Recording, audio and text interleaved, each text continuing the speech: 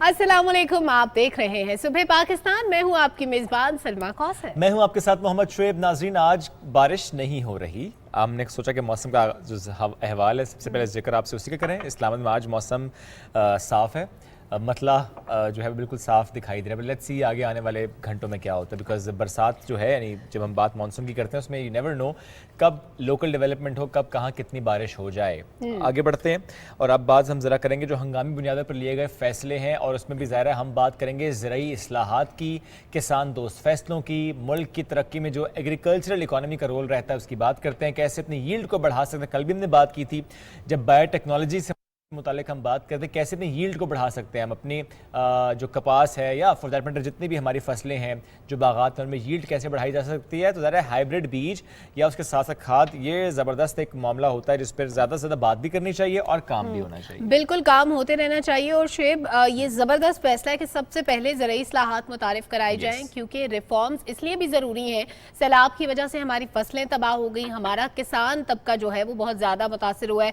चाहे किसी भी सूबे की बात करें, पंजाब के जनूबी अजला की बात हो, सिंध की बात हो, केपी की बात हो, बलोचिस्तान की स्पेसिफिकली अगर बात हो, तो हर जगह पे हमारी फसलों को जितना नुकसान पहुंचा, बाकी नुकसानात सारे एक तरफ, हमारे मवेशी मर गए, हमारा इंफ्रास्ट्रक्चर तबाह हो गया, लोगों के पास रहने को घर नहीं रहा, जरिए माश कोई नहीं रहा। लेकिन उसके बावजूद जो सबसे बड़ा मसला है वो है ज़रूरी तौर पर जो हमें नुकसान पहुंचा है। वो एक बड़ा मसला इसलिए भी है क्योंकि जो इंटरनल हमारी ज़रूरियात हैं मुल्क की, वो पूरी करने के लिए हमारी ज़राअत का बड़ा इंपॉर्टेंट रोल है। और फिर जो हमारी एक्सपोर्ट्स हैं, हम बहुत सारी चीज़ें एक्सपोर्ट करते हैं, तो वो भी ज़ाहिर है जब हमारी प्रोडक्शन मुतासिर हो रही है तो मैं एक्सपोर्ट कैसे कर पाएंगे, क्योंकि इंपोर्ट्स हमने बंद की थी, हम खुद कफील होना चाह रहे थे, लेकिन ये कुदरती आफत थी, इसको प्रेडिक्ट नहीं किया जा सकता। तो इसको डील करने के लिए बहुत ज़रूरी था कि गवर्नमेंट कुछ फैसले लेती। उन फैसलों में जनाब अब ये शामिल होगा कि किसानों को मयारी और सस्ते बीज की फराहमी यकीनी बनाई जाएगी, खाद पर सब्सिडी दी जाएगी। ये बेसिक चीज़ें हैं जो थोड़ी सी हेल्प हो जाएगी। वो लोग जो अभी जब पानी निकलेगा उन इलाकों से जहाँ पर सैलाब है, तो वहाँ पे जब दोबारा काश्तकारी का सिलसिला शुरू होगा तो ये एक छोटा सा हेल्प भी होगी, रिलीफ भी होगा कि अगर किसी ने 10,000 का प्रोडक्ट ख़रीदना था और काश्तकारी का आगाज़ करना था तो वो 5 या 4,000 में उसका काम हो जाएगा, तो उसके लिए भी आसानी पैदा होगी और फिर उसका अल्टीमेट फ़ायदा अवामुन्नास को होगा। बाकी लोग जो उस फसल से मुस्तफ़ीद होते हैं उनके लिए बहुत बेनिफिशियल। और इसमें सलमा उन्होंने ये भी कहा है कि जो जदीद मशीनरी है और जो कर्जे हैं, आसान कर्जे, ये भी किसानों को मिलेंगे। और डंडा भी उठाया गया उन कंपनियों के खिलाफ जो कि गैर मयारी बीज फराहम करती आई हैं, वो कंपनीज जो ऐसे पेस्टिसाइड देती आई हैं जो कि पेस्ट पे कोई काम नहीं करता। हाँ। ऐसे ही है बस, तो उनके खिलाफ उन्होंने कहा जी हम अब सख्त एक्शन लेंगे। इसके अलावा जो रिसर्च ऑर्गेनाइजेशंस हैं उनको फैसिलिटेट किया जाएगा। बिल्कुल, हम NARC PRC की जब बात करते हैं, क्योंकि कई हम सेगमेंट्स कर चुके हैं उनके साथ जाके, जो ज़बरदस्त काम वो लोग कर रहे हैं, लेकिन ज़रा और फंड्स मिलेंगे और बेहतर काम वो लोग कर पाएंगे, वो इदारा और आगे बढ़ पाएगा। एनीवेज जी, इससे पहले जो आपने बात की ना, ये जो फैसले ले रहे हैं, और चूंकि ज़रा सैलाब के बाद की सूरत हाल फोकस करना है कि जब ये पानी निकलेगा उसके बाद जो किसान जो तबाह हुए, जिनकी फसलें तबाह हुई, माल मवेशी मर गए, उनके लिए हमें ज़रूर कोशिश करनी है कि कैसे उनको फैसिलिटेट करना है। लेकिन एट द सेम टाइम जब बात हम सैलाब के मुतासर इलाकों की कर रहे हैं तो वहाँ पर इमदादी कार्रवाइयाँ तेज़ करने की हिदायत भी की है मियाँ मोहम्मद शहबाज शरीफ साहब ने। जनूबी सिंध में सैलाब से होने वाले जो माली नुकसान है उस पर भी इज़हार अफसोस किया। हम अक्सर जिक्र करते हैं 9 अजला सिंध के, जहाँ पर इस वक्त एमरजेंसी की सिचुएशन नाफिज है। और मियाँ मोहम्मद शहबाज शरीफ साहब ने भी कहा है कि इस सूरत हाल में जो पहली तरजीह है वो जो मुतासर लोग हैं, मुतासरा ख़ानदान है, उनको फ़ौरी इमदाद प्रोवाइड करना है।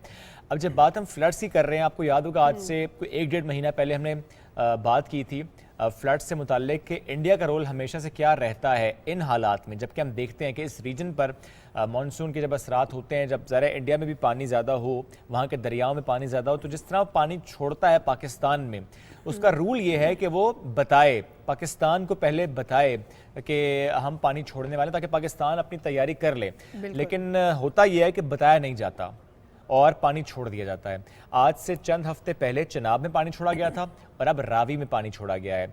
ये बात मैं कर रहा हूँ मंडे की, कि जो डिटेल्स सामने आई थी वो था कि 1,71,791 क्यूसेक पानी जो है वो छोड़ा गया। अब वो पानी छोड़ने की वजह से हम देख रहे हैं कि नारोवाल हो, लाहौर हो, शेखुपुरा हो, ओकाड़ा हो, गुजरांवाला, लाहौर या मुल्तान, ये वो इलाके हैं जहाँ पर मसला बढ़ सकता है। और यहाँ पर 6 लाख लोग ऐसे हैं जो कि मुतासर हो सकते हैं। इस पर बात करेंगे। Chairman federal flood commission Ahmed Kamal साहब ने हमें ज्वाइन कर लिया है, उन्हें शामिल गुफ्तगू करेंगे। अस्सलाम वालेकुम सर, गुड मॉर्निंग, कैसे हैं आप?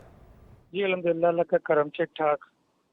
सर आज हम सुबह सवेरे डिस्कशन कर रहे हैं भारत के हालिया इकदामात से मुतालिक। दरियाए रावी में पानी छोड़ा गया, राजनपुर और जो वहाँ पर जो इलाके लगते हैं वहाँ पर सैलाब की सूरत हाल है।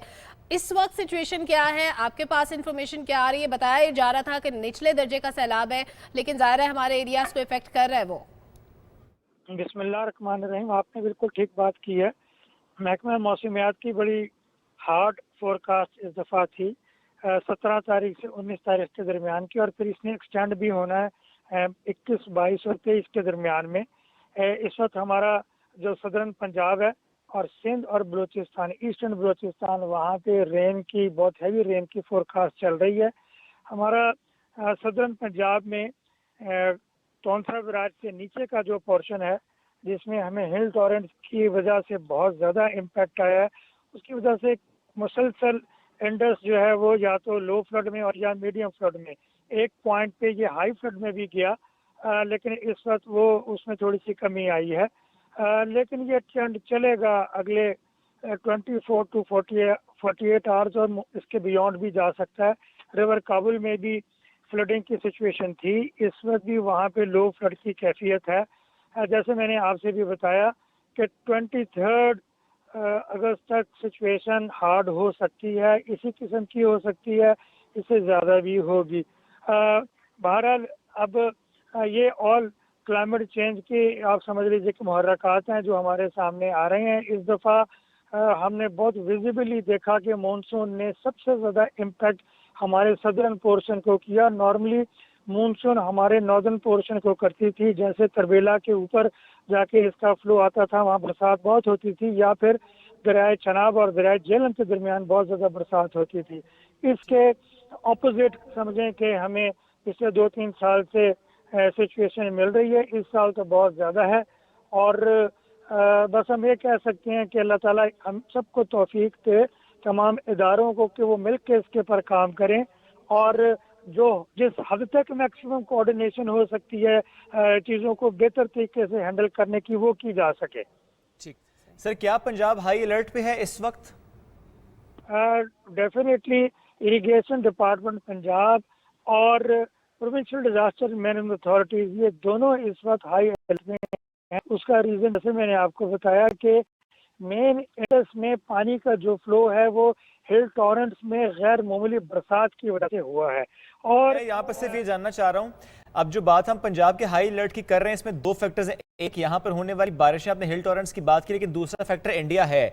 जरा बताएं कंट्रीब्यूशन क्या है हमारे यहाँ होने वाली बारिशें और इंडियन साइड से आने वाला पानी, इस वक्त क्या कंट्रीब्यूशन है दोनों साइड से? मैं इसमें ये शेयर करूंगा, आपके इल्म में है कि 3 रोज पहले या 4 रोज पहले इंडियन साइड से पानी का इखराज हुआ था उच्च बैराज से। उच्च बैराज जो है वो ट्रिब्यूटरी है रावी की, 1,71,000 के करीब पानी वहाँ से आया था। उसका इम्पैक्ट पाकिस्तान में जसड़ के ऊपर तकरीबन 63-64 हज़ार क्यूसिक के कंडीशन में आया। अब वो ख़त्म हुआ है, वो कम हुआ है, उसका हल्का इम्पैक्ट नीचे तक गया है, लेकिन उसमें नीचे कह लीजिए कि वो इम्पैक्ट नहीं जाएगा जो कि हमें जसड़ पे देखा। खुदा न खास्ता अगर ऐसी दोबारा सिचुएशन होती है तो हमारे इस वक्त रिवर हाई कह लीजिए कि फ्लोज में जा रहे हैं, तो उसका इम्पैक्ट अगली दफ़ा खुदा न खास्ता अगर ऐसी सिचुएशन होती है तो ज़्यादा होगा। इसी तरीके से इस पूरे सीज़न में 2 दफ़ा चनाब के ऊपर पानी इंडियन साइड से आया, एक दफ़ा 2,73,000 और एक दफ़ा प्रोबेबली 73-74 हज़ार। दोनों दफ़ा क्योंकि हमारा इंडस से बिल्कुल कूल एंड काम था, इस वजह से वो पानी इखराज होने में उसमें कोई प्रॉब्लम नहीं हुई। इस वक्त हमारा इंडस पूरा, और मैं समझता हूँ कि किसी हद तक चनाब, ये सारे इस वक्त स्वेल हुए हैं, इनमें पानी का इखराज ज़्यादा है। अल्लाह ना करे अगर कोई ऐसी सिचुएशन ऊपर अपस्ट्रीम पे होती है तो यकीनन हमें ज़्यादा कॉशियस होना पड़ेगा। सही। अच्छा सर, माजी में भी हमने देखा कि भारत की तरफ से वाटर ट्रीटी की वायलेशंस होती आई है, आबी जारियत जारी रहती है। हर साल तकरीबन ये होता है कि पानी छोड़ दिया जाता है, हमारे जो इलाके होते हैं उससे मुल्हिका वो ज़ेरे आब आ जाते हैं, रावी में स्पेशली। अभी जब लास्ट टाइम आप हमारे प्रोग्राम में आए थे सुबह पाकिस्तान में, आपने बताया कि कुछ टॉक्स चल रही हैं क्योंकि अभी बारिशों का सिलसिला जारी था, खतरा था कि भारत दोबारा वही करेगा जो माजी में करता है। उस बातचीत का नतीजा क्या निकला? क्या वो फ्रूटफुल हुई? क्या उसमें कुछ मुस्बत पेशरफ्त हुई थी? इस हवाले से कोई इन्फॉर्मेशन है आपके पास? मैं ये शेयर करूंगा कि हमारे जो Pakistan commission for Indus water का ऑफिस है वो Indian commission for Indus water से 24/7 इस मामले में लिजॉन में रहे हैं। और इस पूरे मानसून सीजन में, जैसा मैं अभी थोड़ी देर पहले बता चुका हूँ, कि 3 दफ़ा वहाँ से हमें इंफॉर्मेशन मिली है, 2 दफ़ा चनाब के लिए और 1 दफ़ा रावी के लिए, कि वहाँ पे पानी का ये फ्लो आ रहा है। तो अपार्ट फ्रॉम दैट जो भी इंफॉर्मेशन हमारा Pakistan commission for Indus water लेता है वो अपने तौर पे मैनेज करते हैं। हमें इसके अलावा जहाँ तक मेरी मालूमात है इंडियन साइड से किसी किस्म की कोई और इंफॉर्मेशन या एडवांस इंफॉर्मेशन रिगार्डिंग के फ्लड्स आ रहे हैं कोई नहीं मिली है। यानी क्या मैं सही समझ रहा हूँ सर कि पहले से नहीं बताया जा रहा इंडियन? मैं कहना सिर्फ ये चाह रहा हूँ कि जो रावी में और चनाब में 2 हाई फ्लोज आए उनकी इंफॉर्मेशन हमें Pakistan commission for Indus water के जरिए मिली और Pakistan commission for Indus water को वो वाली इंफॉर्मेशन इंडियन साइड से ही दी गई थी। इसका मतलब है सर कि वो टॉक्स फ्रूटफुल रही हैं, जो बातचीत होती है फ्रूटफुल रही है, इंडियन साइड से बताया जाता है। इसलिए मैंने सवाल किया सर कि जनरली ये तासुर है कि इंडियन साइड से पानी छोड़ दिया जाता है, बताया नहीं जाता और हम प्रिपेयर्ड नहीं होते हैं। लेकिन आपने क्लियर कर दिया कि चूंकि टॉक्स भी हो रही हैं, बताया भी जाता है और उससे वो नुकसान नहीं हुआ। चूंकि हमारा अलमिया ये रहा है कि हम अपनी कोताहियों को डालते हैं दुश्मन के ऊपर। अगर हमने मैनेज नहीं किया किसी सूरत में और अगर यहाँ पे बारिश ज़्यादा हो तब भी हम कहते हैं जी इंडियन साइड से जो पानी है तबाही उसने मचाई है। नहीं, जो तबाही है वो इंडियन साइड के पानी ने मचाई है, जो हमारा पानी है जो वो कूलेंट काम है। ऐसा नहीं है, जो हमारे हालात हैं, नहीं हम यहाँ होने वाली बारिशें, हिल टॉलरेंस की बात आपने की, and same goes for Balochistan as well कि वहाँ तो ज़रा इंडियन साइड से पानी नहीं आ रहा पर वहाँ पे भी फ्लड्स हैं। इसका मतलब है कि हालात वैसे नहीं जैसे बताए जाते हैं। अब सर थोड़ा सा जानना चाह रहा हूँ डैम्स की सिचुएशन इस वक्त क्या है? क्या पाकिस्तान के जो बड़े डैम्स हैं वहाँ से मुताल्लिक कुछ अगर डिटेल्स आप शेयर कर सकें कि स्पिलवेज खोलने से मुताल्लिक भी, और क्या उसकी वजह से मसला हो सकता है आसपास के इलाकों के लिए? बिल्कुल नहीं होगा इंशाअल्लाह अज़ीज़, बिल्कुल नहीं होगा। तरबेला डैम हमारा इस वक्त तकरीबन ऑलमोस्ट फुल होने के करीब है। कल 20 तारीख है, 20 तारीख इसकी 100% कह लीजिए कि फिल की डेट है। कल ये मैं समझता हूँ कि ये अपनी पूरी कैपेसिटी में फिल हो जाएगा। हमें ज़राअत के लिए पानी की ज़रूरत होती है और ये हमारा मेन सोर्स ऑफ वाटर है जो कि हमें अगले सीज़न में पानी मुहैया करेगा। इसके बरक्स हमारा जो मंगला डैम है, मंगला डैम में इस वक्त वो पानी की कैफियत नहीं है जो हमें चाहिए। इस वक्त भी वहाँ पे तकरीबन 67-68 फुट पानी की गुंजाइश है। इसका मतलब ये है कि हम इस मानसून सीजन में मैं नहीं समझता कि मंगला डैम को भर सकेंगे। अगर हम दोनों डैम्स को फिल करते हैं तो आने वाले सीजन में पानी की बिल्कुल शॉर्टेज नहीं होगी। लेकिन अगर हम दोनों में से किसी एक को भी फिल नहीं करेंगे तो यकीन अगले आने वाले सीजन में पानी की शॉर्टेज होगी। और दैट इज़ द रीज़न कि हमें मेजर रिजर्वायर्स की ज़रूरत है। एक बात और जाता जाता या आपकी तवज्जो से कह दूं कि इंडिया के साथ जो इस दफ़ा टॉक्स हुई उसमें उन्होंने इंडस वाटर ट्रीटी की एक क्लॉज के मुताबिक कोऑपरेशन करने की यकीन दहानी कराई थी। और वो क्लॉज ये थी कि अगर इंडियन साइड के ऊपर एबनॉर्मल या बहुत ज़्यादा हैवी फ्लडिंग की रेंज की और फ्लडिंग की सिचुएशन होगी तो उस सूरत में वो पाकिस्तान को इतला देंगे। तो मैं ये समझता हूँ कि जो 3 दफ़ा वहाँ से 2 दफ़ा चनाब के लिए और 1 दफ़ा रावी के लिए हमें इतला मिली वो उसी इंडस वाटर ट्रीटी की क्लॉज के तहत दी गई। बहरहाल हमारी मिनिस्ट्री नहीं हुई मुआहदे की बल्कि क्लॉज ऐड किया गया, इसको फॉलो किया गया। बहुत शुक्रिया। अहमद कमाल साहब साथ मौजूद थे और इस वक्त जो सूरत हाल है फ्लड की उससे मुतालिक बात कर रहे थे। हम जब बात पाकिस्तान और इंडिया की कर रहे हैं चूँकि ये बड़ा अहम था जानना, चूँकि लोग फिर शेयर करते हैं जी कि इंडियन साइड से पानी आ गया, हालांकि हालात बरक्स होते हैं, जो हकाइक हैं वो बरक्स हैं। ये है सच का पाकिस्तान जो हम आपसे ज़रूर शेयर करते हैं कि दुश्मनी अपनी जगह, माजी के किस्से अपनी जगह, लेकिन जो हालात अब के हैं, जो इस हाल में हम रह रहे हैं उसका जिक्र ज़रूर करना चाहिए क्योंकि हम सबको आगे बढ़ना है, इन मुल्कों को आगे बढ़ना है, इस खित्ते को आगे बढ़ना है। जो मानसून की हम बात करते हैं ना, क्लाइमेट चेंज की बात करते हैं, मौसम की तब्दीली की बात करते हैं, इसके होने वाले असरात की बात करते हैं, ये सिर्फ एक मुल्क पर नहीं पड़ेंगे, ये पूरे खित्ते पर, पूरे ग्लोब पर पड़ेंगे।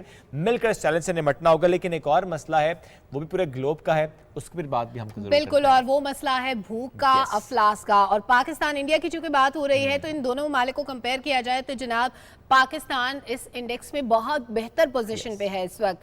بھوک سے دو چار جو عالمی فہرست ہے ممالک کی, اس میں پاکستان 116 ممالک میں سے 92 نمبر پر موجود ہے, جبکہ بھارت کی بات کریں تو بھارت کی 101ویں پوزیشن ہے. موجودہ پوائنٹس کے بعد پاکستان کی صورتحال واضح کرتی ہے کہ بھوک اور غذائیت کی صورتحال بہتر ہو رہی ہے, یعنی کہ ہمارے ہاں لوگوں کے پاس جو خوراک ہے, جو نیوٹریشنس فوڈ ہوتا ہے, جو غذائیت سے بھرپور ہوتا ہے, وہ بہت بہتر ہے, جبکہ انڈیا میں بھوک کی افلاس کی تعداد بہت زیادہ ہے. حالانکہ بھارت بہت بڑا ملک ہونے کا دعوے دار ہے, بہت بڑی اکانومی ہونے کا دعوے دار ہے, لیکن وہاں پہ لوگوں کی پوزیشن دیکھیں تو رونا آتا ہے, افسوس ہوتا ہے کہ یہاں پہ لوگ کیسے, انسان کیسے زندگی بسر کرتے ہیں. اب یہ کمپیریزن اس لیے بھی ہم نے کیا چونکہ ظاہر میں پھر کہوں گا کہ پہلے بھی ہم چونکہ بات پاکستان اور انڈیا کی کر رہے تھے, اور ایسے میں اگر پاکستان کی کچھ درجے بہتری آئی ہے, میں یہ کہ ضرور کہتا ہوں کہ کچھ درجے بہتری آنے پہ ہمیں خوش ضرور ہونا چاہیے, لیکن اور بہتری کے لیے کوشش ضرور کرنی چاہیے. اور جب بات انڈیا کی تو یقین جانیں کہ اگر آپ کے پڑوسی ملک, چاہے وہ آپ کے دشمن ملک کی کیوں نہ ہو, اگر وہاں پر بھوک اور افلاس ہے, اس کا اثر آپ پر پڑتا ہے, اس خطے پر پڑتا ہے, وہ چاہے افغانستان ہو, چاہے انڈیا ہو, چاہے کوئی اور ملک ہو. تو ہم سب کو ریجنل انٹیگریشن پر بھی کام کرنا ہے, ہم سب کو آگے بڑھنے پر یقین رکھنا چاہیے. ایک چھوٹی سی اگر میں اس میں چیز ایڈ کر دوں شعیب, وہ یہ کہ جیسے آپ نے کہا کہ خطے پہ اثرات ہوتے ہیں, تو خطے پہ اثرات کی سب سے بڑی ریزن یہ ہوتی ہے کہ ایک ریجن میں لوگوں کو سازگار ماحول میسر نہیں آتا, خوراک نہیں مل رہی, ادویات نہیں مل رہی, رہنے کے لیے گھر نہیں ہے, یا کوئی آئیڈیل حالات نہیں ہیں, جابز نہیں ہیں, تو لوگ کیا کرتے ہیں الٹیمیٹلی دوسری جگہ کا, دوسرے ملک کا رخ کرتے ہیں جہاں پر اسٹیبلٹی ہوتی ہے, جیسے کہ پاکستان ہے. تو انڈیا میں غربت ہوگی, افغانستان میں ہوگی, لوگوں کے پاس وسائل نہیں ہوں گے, مشکلات ہوں گی, تو الٹیمیٹلی پاکستان پہ برڈن آئے گا.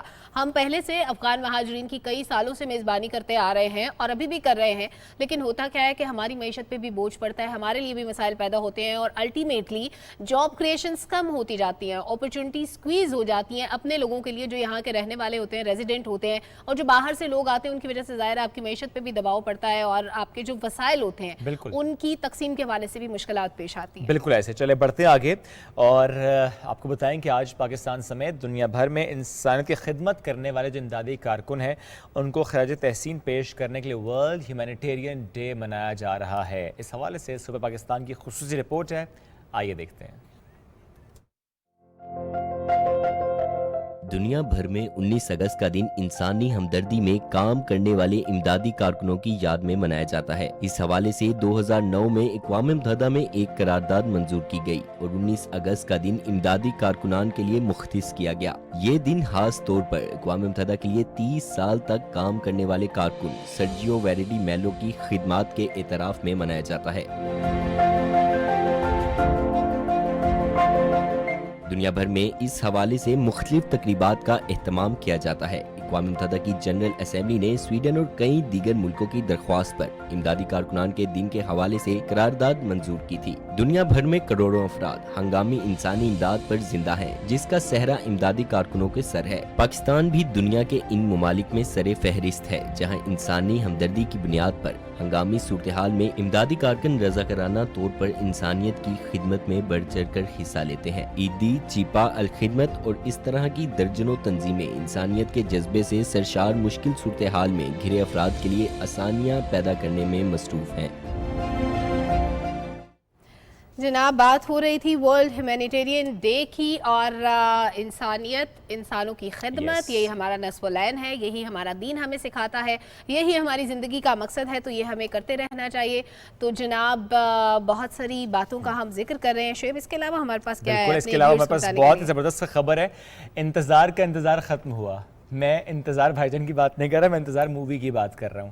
آج فلم انتظار کی جو ہے وہ نمائش, اس کا آغاز ہو رہا ہے. پی ٹی وی فلمز اور سکینہ سمو فلمز کے اشتراک سے فلم انتظار آج سے پاکستان بھر کے سنیما گھروں میں نمائش کے لیے پیش کی جا رہی ہے. معروف اداکارہ, لکھاری اور فلم ساز سکینہ سمو, ان کی بطور ہدایت کارہ یہ پہلی فلم ہے, اور بوڑھے والدین اور خاندانی مجبوریوں پر مبنی یہ سٹوری. اس کی کاسٹ میں سمینہ احمد ہیں, کیف غزنوی ہیں, عدنان جعفر ہیں, رضالی عابد اور خالد احمد ہیں جنہوں نے کردار ادا کیے ہیں, اور فلم کی کہانی بی گل نے لکھی ہے. لیٹس سی آج کتنا رش ہوتا ہے سنیما میں. ایسی موویز کا زیادہ سے زیادہ بننا, اور ہم نے تو اب کیا تھا جب پاکستان ٹیلی ویژن فلمز کے لوگوں کی تقریبی رونمائی, اس کے بعد ہم نے یہی اینٹیسپیٹ کیا تھا کہ اب یہ اور لوگوں کو ظاہر ہے موقع ملے گا, نہ صرف ہدایت کاروں کو बल्कि प्रोड्यूसर्स को भी, लिखारियों को भी, एक्टर्स को भी। तो इससे बहुत जॉब क्रिएशंस जो हैं वो होती हैं। अभी इस इश्तराक से, इस कोलैबोरेशन से बनने वाली ये फिल्म, इसका ट्रेलर हमारे पास है, ज़रा फुल स्क्रीन आपको दिखाते भी हैं।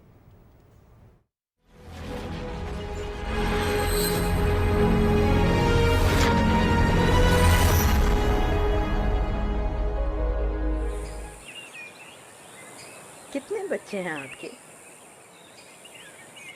एक बेटा है।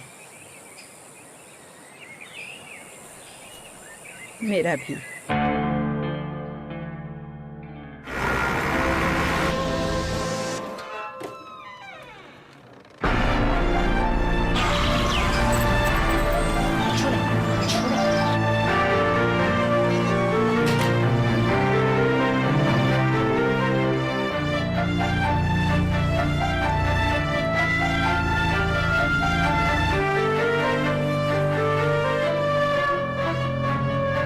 सब मरने वाले हैं डैडी, आप भी, मैं भी, मम्मी भी।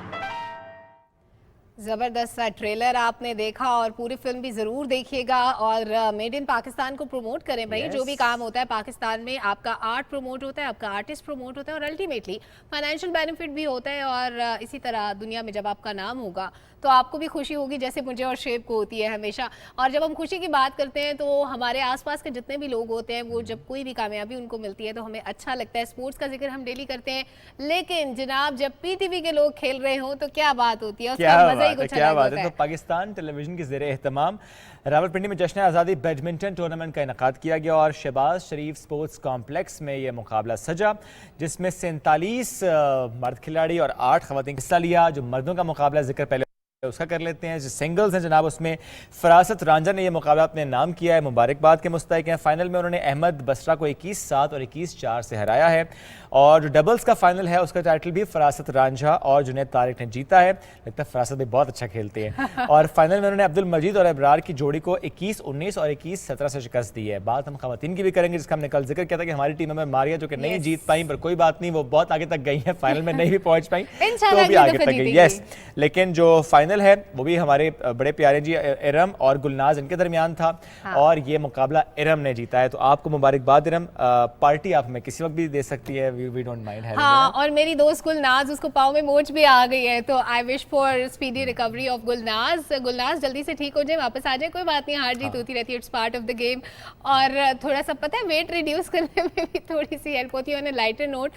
बट दुआ है कि अल्लाह ताला आपको जल्दी सेहतयाब करे, आप वापस आएँ और इसी तरह से हंसी मुस्कुराती रहे हमारे साथ दोबारा से। एग्जैक्टली। चलें बढ़ेंगे आगे एक छोटी सी ब्रेक की तरफ। जो ब्रेक से वापस आएंगे तो फिर हम बात करेंगे दांतों की, मुस्कुराहट की, इनके मसाइल की और इनके हल की। बड़े ज़बरदस्त मेहमान साथ मौजूद होंगे। After the break stay with अस।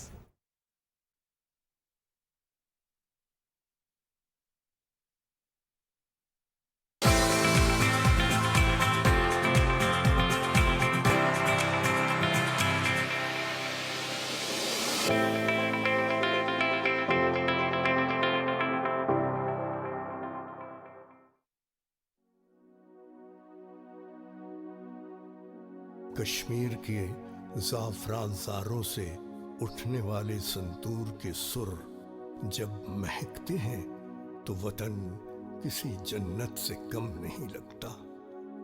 अली रज़ा के संतूर से जो धुन निकलती है उसमें कश्मीर की आज़ादी की उमंग भी है और पाकिस्तान की सलामती की दुआ भी।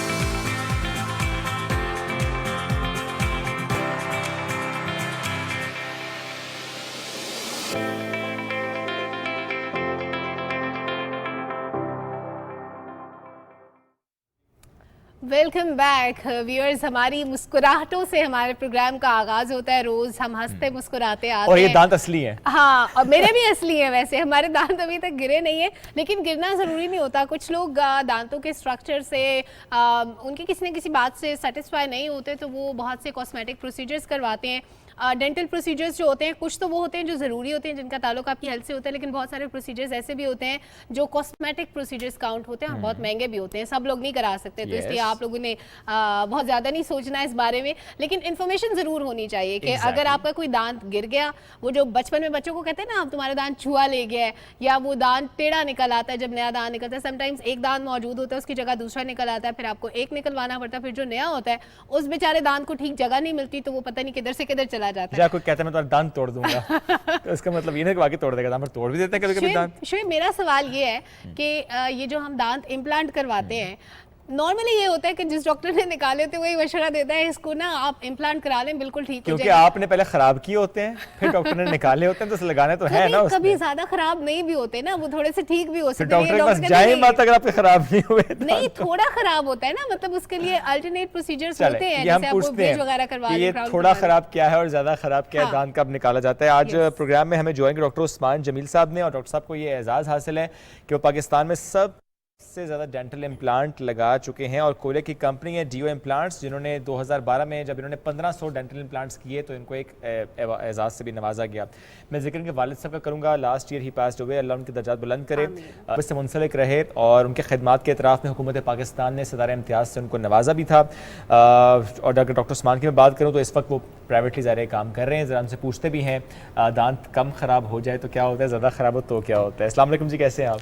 अस्सलाम वालेकुम सर, सबसे पहले तो बताएंगे 2012 की बात करते हैं, 1500 डेंटल इम्प्लांट्स, ये सलमा की बात दुरुस्त सारे निकाले भी आपने थे? कुछ मैंने निकाले थे, कुछ लोगों के निकले हुए थे, जिन्होंने कुछ जो डॉक्टर्स हैं लोकल, जो कि क्योंकि ये जो इम्प्लांट स्पेशलिटी हर डॉक्टर नहीं करता, तो कुछ जो लोकल डॉक्टर्स होते हैं वो फिर जो स्पेशलिस्ट होता है इम्प्लांट से उसके पास भिजवा देते हैं। डेंटल इम्प्लांट से मुराद यही है कि एक दांत लगाया जाना? जी, इम्प्लांट एक हमारी इम्प्लांटोलॉजी एक अब सुपर स्पेशलिटी का ज़माना है। पहले तो एक डेंटिस्ट होता था, वही सब काम कर रहा होता था। अभी सुपर स्पेशलिटीज़ में आ गई हमारी 4 मेजर स्पेशलिटीज़ हैं, जिसमें हमारे प्रोस्थेटिक्स हैं, ऑपरेटिव डेंटिस्ट्री है, प्रोस्थेटिक्स जिसमें हम लोग ये नकली दांत लगाते हैं, ऑपरेटिव है जिसमें हम लोग फिलिंग्स, रूट कैनाल्स ट्रीटमेंट्स करते हैं, फिर पेरियोडोंटिस्ट होते हैं जो कि मुसूड़ों का इलाज करते हैं, और फिर मैक्सिलोफेशियल सर्जन्स होते हैं 4th, और अब ये 5th जो है ये एक इम्प्लांटोलॉजी बीच में आ गई है, जिसमें जो कि प्रोस्थेटिक्स वाले और ऑपरेटिव वाले इसको ज़्यादा कर रहे हैं। ठीक है। अच्छा डॉक्टर साहब, एक सवाल मेरा ये कि कहा जाता है इम्प्लांट कराने के लिए अगर जब आपका दांत रिमूव हुआ है उसके तकरीबन 3 मंथ के बाद बोन बन जाती है, तो इजी होता है। 3 मंथ के बाद से कितना अर्सा आइडियल होता है इम्प्लांट करवाने के? अभी 3 महीने से ऊपर जितना मर्जी हो जाए, इससे कम ना हो। अभी लाइक में 2 किस्म के इम्प्लांट्स आ गए हैं। अब तो एक ऐसे भी इम्प्लांट्स आ गए हैं कि हम एक ही दिन में दांत निकालते हैं, उसी वक्त उसी में इम्प्लांट इमीडिएट लोड कर देते हैं, उसको इमीडिएट लोडिंग कहते हैं। और उसी वो वक्त पहले स्क्रू लगाना, फिर ऊपर दांत लगाना, वो सारा जो प्रोसीजर सॉकेट जब दांत निकालते हैं तो एक सॉकेट मिल जाती है हमें, तो उसी के अंदर हम सॉकेट को यूटिलाइज करते हैं और उसी के अंदर हम एक इमीडिएट लोड कर देते हैं, इम्प्लांट को फौरन लगा देते हैं। अच्छा। और उसके अगर तो ऊपर वाले दांत हैं मैक्सिला में, तो वो हम तकरीबन 3 मंथ्स में करते हैं, और जो मैंडिबल में है वो हम 1 महीने बाद भी दांत उसके ऊपर लोड करते हैं, क्राउन लगा देते हैं। इम्प्लांट में भी व्यूअर्स के लिए बताऊंगा कि है क्या चीज़, कि हम नेचर को कॉपी करते हैं, बोन के अंदर आर्टिफिशियल रूट डाल दी जाती है, उस रूट जो है वो एक निकल टाइटेनियम की बनी होती है, उसके इर्द गिर्द बोन है अपने आप को बनाना है, ऑस्टियो इंटीग्रेशन होनी है। जब वो नई बोन बनती है उसमें उस चीज़ का हम इंतजार कर रहे होते हैं कि 3 महीने में या 2 महीने में या 1 महीने में, मैंडिबल में 1 महीने में बन जाती है, मैक्सिला में हम लोग 3 महीने का इंतजार करते हैं, 2.5 महीने में भी लगा देते हैं। तो उसके हम जब तक ऑस्टियो इंटीग्रेशन नहीं होती, इम्प्लांट को हड्डी पकड़ नहीं लेती है, उस वक्त तक हम उसके ऊपर दांत नहीं लगाते। अच्छा, इसमें क्वालिटीज आती हैं डिफरेंट? जी हाँ, बहुत अभी इसमें बहुत नेक टू नेक कंपटीशन आ गया है। इसमें अच्छी क्वालिटी के जो इम्प्लांट्स हैं वो ज़्यादातर ये स्विस बना रहे हैं और अमेरिकन बना रहे हैं बहुत अच्छे। पाकिस्तान नहीं बना, पाकिस्तान नहीं अभी तक बनाया जी। अच्छा, और इनमें डिफरेंस क्या होता है? अगर अच्छी क्वालिटी का नहीं होगा वो कितने अरसे बाद कैसे डैमेज होगा? अगर अच्छी क्वालिटी का होगा तो उसकी लाइफ कितनी होगी? उसमें लाइफ में फिर ये आ जाता है कि इसमें कुछ तो पेशेंट की लगवाने के बाद की कुछ हैबिट्स, मिसाल दे रहा हूँ कि अगर बहुत ज़्यादा हैवी स्मोकर है या डायबिटिक है, बहुत ज़्यादा अनकंट्रोल डायबिटीज़ है, तो उसमें फिर इसकी लाइफ कम हो जाती है। लेकिन अगर अच्छी क्वालिटी का इम्प्लांट हो तो वो लाइफ टाइम होता है, 20 से 25 साल कुछ भी नहीं होता उसको। ठीक है। क्वालिटी में ये होता है, फिर इसकी थ्रेडिंग्स के ऊपर सारी गेम है कि किस कंपनी ने कितने अच्छे थ्रेड्स बनाए हैं, कितना अच्छा वो उसको पकड़ लेती है हड्डी। ओके। तो उसमें फिर आता है अच्छा, अगर एक बंदे ने बहुत अच्छा इम्प्लांट करवा लिया है और उसका लाइफस्टाइल भी ठीक है, उसको कोई बीमारी भी नहीं है, उसका फिर भी किसी वजह से अगर वो इम्प्लांट ख़राब हो जाता है, क्या दोबारा उस इम्प्लांट की जगह हो सकता है? जी हाँ implant? बिल्कुल, उसमें लग सकता है। यही हो सकता है ना कि अपना उसमें कोई बोन लॉस हो गई है, कोई इस तरह की चीज़ आ गई, तो फिर हम लोग आर्टिफिशियल बोन अंदर डाल देते हैं, इम्प्लांट को उसको निकाल के आर्टिफिशियल बोन डाल दी जाती है और उसके अंदर फिर इम्प्लांट दोबारा लोड कर दिया जाता है और चल जाता है। चल जाता है। जी जी। कितने किस्म के होते हैं? सिर्फ फिक्स टीथ जो होते हैं? फिक्स टीथ 3 किस्म, फिक्स टीथ में 2 किस्म की एग्जाम होती हैं। नंबर 1 एक तो होता है जो पुराने ज़माने में अभी भी चल रहा है, ब्रिजिंग। ब्रिज ये ब्रिज ये होता है कि अगर एक दांत मिसिंग है तो हम अगले और पिछले दांत को एज ए पिलर तौर पे एक्ट करते हैं, वो उसको काम लेते हैं और उसमें हम उसको मॉडिफाई करते हैं अगले और पिछले दांत को, और दरमियान में दांत जोड़ के उसके साथ जोड़ के बना देते हैं। उसको कहते हैं 3 यूनिट ब्रिज।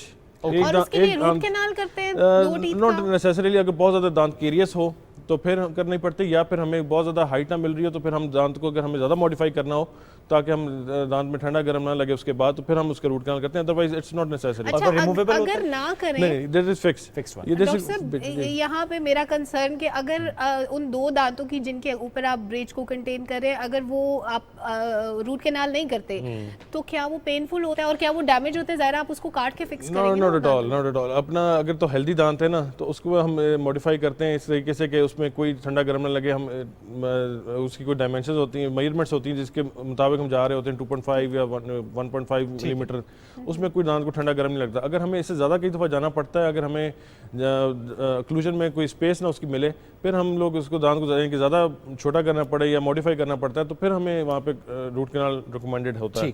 दूसरा आपने पूछा कि 3 यूनिट ब्रिज वो जो है वो दैट इज़ फिक्स्ड, वो आप फिक्स होता है। नंबर 2 ये जो आपने किस्म का पूछा है कि इम्प्लांट का, वो दूसरा जो इम्प्लांट होता है, इम्प्लांट और ब्रिज में क्या फ़र्क है व्यूअर्स के लिए बड़ा ज़रूरी है। इम्प्लांट में हमें अगला और पिछले दांत को बिल्कुल छेड़ना नहीं पड़ता, हमें कोई मॉडिफाई नहीं करना पड़ता। इम्प्लांट अपना उसी जगह पे इंडिपेंडेंट होता है और उसी जगह पे जाता है, हड्डी के अंदर लगता है और उसके ऊपर दांत लग जाता है। बिल्कुल ठीक है। थोड़ा सा बच्चों पर आते हैं सर, कि बच्चों के साथ भी ये प्रोसीजर हो जाते हैं? नहीं, मैं वैसे रिकमेंड हम लोग करते हैं 15 ईयर्स प्लस। ठीक है, 15 साल से ऊपर। अब से बच्चों में बताएं कि बच्चों में दांतों के इश्यूज ज़्यादा आते हैं, शुगर केरीज का इशू भी है, दांत टेढ़े भी हो रहे हैं। टेढ़े क्यों होते हैं, पहले इस पे बताएं। टेढ़े इसलिए आजकल, पहले ज़माने में कम होते थे, अभी ज़्यादा होते हैं। उसकी वजह ये है बच्चे बहुत टेढ़े आ रहे हैं। बिल्कुल, अभी नहीं, सबसे बड़ी बात है हमारी सॉफ्ट डाइट्स। पहले पुराने ज़माने में गंडेरियाँ खाते थे, सेब को सामने से डायरेक्ट बाइट करते थे बच्चे, तो हाथ में दांत आ जाते थे। हमें याद है हमारी अम्मी को जाके बताना कि जी ये दांत आ गया हाथ में, और रोना शुरू कर देना। तो अभी ये ऐसा इतना एक डायलेमा है कि 13-13 साल के बच्चे हमारे पास आते हैं, मुंह में दूध के दांत होते हैं, दूध के दांत गिरते ही नहीं है। और सबसे बड़ी बात, अच्छा फिर क्या होता है उसका नुकसान, कि दूध के दांत ना गिरने से जो परमानेंट टीथ है वो ये आगे आना शुरू हो जाते हैं या बैक साइड पे आना शुरू होते हैं और क्राउडिंग हो जाती है। ओके। और उसकी वजह से ये मसले मसाइल पर शुरू होते हैं। तो अभी मैं ये रिकमेंड करता हूँ पेशेंट्स को कि आपके खर्चा बच जाएगा अगर आप अपने बच्चे को 7 साल के बाद, 7 ईयर्स का जब बच्चा हो जाए, उसके बाद उसकी गर्मियों की छुट्टियों में और सर्दियों की छुट्टियों में 2 टाइम्स ईयर इससे फिर डेंटिस्ट के पास विजिट कर लें। डेंटिस्ट ने क्या करना है, कुछ भी नहीं। और उसमें लोग डरते हैं डेंटिस्ट के पास जाने से कि पता नहीं बड़ा खर्चा हो जाए, बच्चा ले जाएंगे, पता क्या होगा। डेंटिस्ट के पास जाएंगे तो वहाँ पे सिर्फ वो एक उसकी कंसल्टेशन फीस एक दे देगा, मैक्सिमम 1000, 1500, 2000। उसका फ़ायदा क्या होगा? उसका ये फ़ायदा होगा कि अगर उसका कोई दांत जो कि 7 ईयर, 8 ईयर, 9 ईयर्स और 10 ईयर्स पे गिरने थे और नहीं गिरे, तो डॉक्टर वो दांत निकाल देगा उसी वक्त, ताकि उस जो परमानेंट उसका सक्सेसर है वो उसकी जगह पे आ सके। ओके।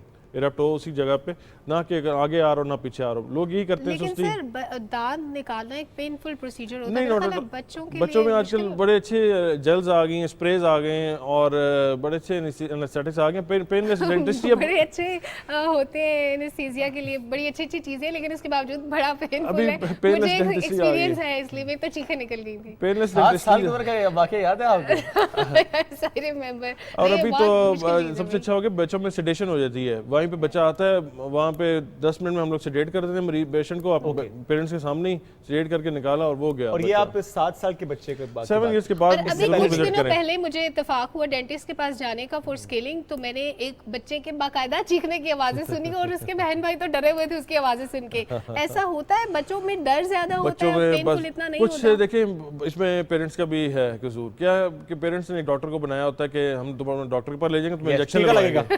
میں ہمیشہ پیشنٹس کو کہتا ہوں کبھی ایسے بچے کو نہ ڈرائیں تو کہ انجیکشن لگا دیں گے, ایسا نہ نہیں. پیشنٹ باہر کے ملکوں میں کیا ہوتا ہے کہ پیشنٹ صرف وہ ڈاکٹر کو ملانے لے کے جاتے ہیں لوگ. ایک وقت صرف ایسے جاتا ہے کہ ڈاکٹر کے پاس جائیں گے, اس کی چیئر پہ بٹھائیں گے اس کو, ڈاکٹر اس کو اوپر لے کے جا رہا ہے, نیچے لے کے جا رہا ہے, صرف فرینڈلی, اور کوئی ٹریٹمنٹ نہیں کرتے اس میں, وہ پھر بھیجوا دیتے. تو اس سے پیشنٹ خود بچہ خوشی, جب یہاں پہ بچوں کو مائیں کو ڈراتی ہیں کہ سو جاؤ ورنہ تمہیں انجیکشن لگوا دیں گے, تو پھر اچھا سر میں پھر بچوں پہ آؤں گا. شوگر کیریز والا معاملہ یہ کیوں ہوتا ہے, کیا ٹریٹیبل ہوتا ہے؟ 2 قسم کی آج کل کے بچوں میں ہوتی ہیں رپورٹس. ایک تو یہ بوٹل ٹیتھ یہ ہوتے ہیں جو بچے سوتے میں فیڈر لیتے ہیں, ٹھیک ہے, اس کے تمام دانتوں میں کیریز لگ جاتی ہے, اس کو ہم ریمپنٹ کیریز بھی کہتے ہیں. ٹھیک ہے. اس لیے بچوں کو ہمیشہ ہم لوگ کہتے ہیں کہ ماؤں کو کہتے ہیں کہ آپ لوگ اپنا جب بھی بچے کو اگر رات کے ٹائم فیڈر مانگتا بھی ہے تو پانی والا فیڈر دیں, اینڈ پہ پانی پی, ہاں اینڈ میں پانی والا دیں. جب سوتے ہوئے پانی والا منہ میں ڈال دیں, سونے میں وہ نہ ڈالیں, اور اس کو سونے سے پہلے ضرور ایک دفعہ کولی ضرور کرا لیں, برش نہ کروائیں, کولی ضرور کروا لیں, تاکہ ورنہ ایک وہ بہت بڑا اچھا میڈیم ہوتا ہے بیکٹیریا کے لیے, گروتھ وغیرہ کے لیے, اور وہ دانتوں کو کیڑا لگا رہا ہوتا ہے. اور وہ پھر آتے ہیں پیرنٹس ہمارے پاس 2 سال بعد کہ جی اس کے سمجھ نہیں آ رہی دانتوں میں کالے کالے رنگ کے سارا. اگر یہ ہو جائے تو پھر کیا, پھر آپ جس طرح آپ کہہ رہے ہیں پیرنٹس آتے ہیں, پھر کیا؟ پھر اس میں 2 قسم کی, اگر بہت زیادہ خراب ہو تو پھر ہم لوگ, اگر بچہ کوآپریٹو نہ ہو تو پھر ہم لوگ کو انڈر سیڈیشن ہی اس کے تمام دانتوں کی جو نکالنے والے تھے نکال دی جاتے ہیں. جو روٹ کینالز اور پلپوٹمیز اس میں پروسیجر ہوتا ہے بچوں میں, وہ کر دیتے ہیں. اور کچھ میں ہم بچوں میں بھی میٹل کے کراؤنز بھی لگا دیتے ہیں. اچھا نہیں, اب اگر 7 سال سے کم عمر کی میں بات کروں, بچوں کی شوگر کیریز ہو گئی, یعنی کیڑا لگ گیا, اس کے بعد دانتوں کو سارے کے سارے دانت نکال دیتے ہیں؟ نہیں, کچھ دانتوں میں جن میں بہت زیادہ خراب ہو وہ نکال دی جاتے ہیں, اور جو ریسٹوریبل ہوتے ہیں ان کو ریسٹور کر کے ان کے اوپر نا میٹل سے کراؤنز لگا دیتے ہیں. اگر بہت زیادہ خراب دودھ کے دانت ہوتے ہیں, دودھ کے دانت, تو پھر وہ گرتے ہیں, 10 سال کے بعد. اچھا سر, بہت بار ایسے ہوتا ہے کہ وتھ پیسج آف ٹائم ظاہر ہے ہمارے دانتوں میں پرابلمس تھوڑے تھوڑے چل رہے ہوتے ہیں, لیکن ہم لوگ اس کو فار گرانٹیڈ لیتے ہیں. تب تک ہم ڈاکٹر کے پاس نہیں جاتے جب تک پانی سر سے نہ گزر جائے, درد حد سے نہ بڑھ جائے. کس وقت ڈاکٹر سے کنسلٹ کرنا چاہیے؟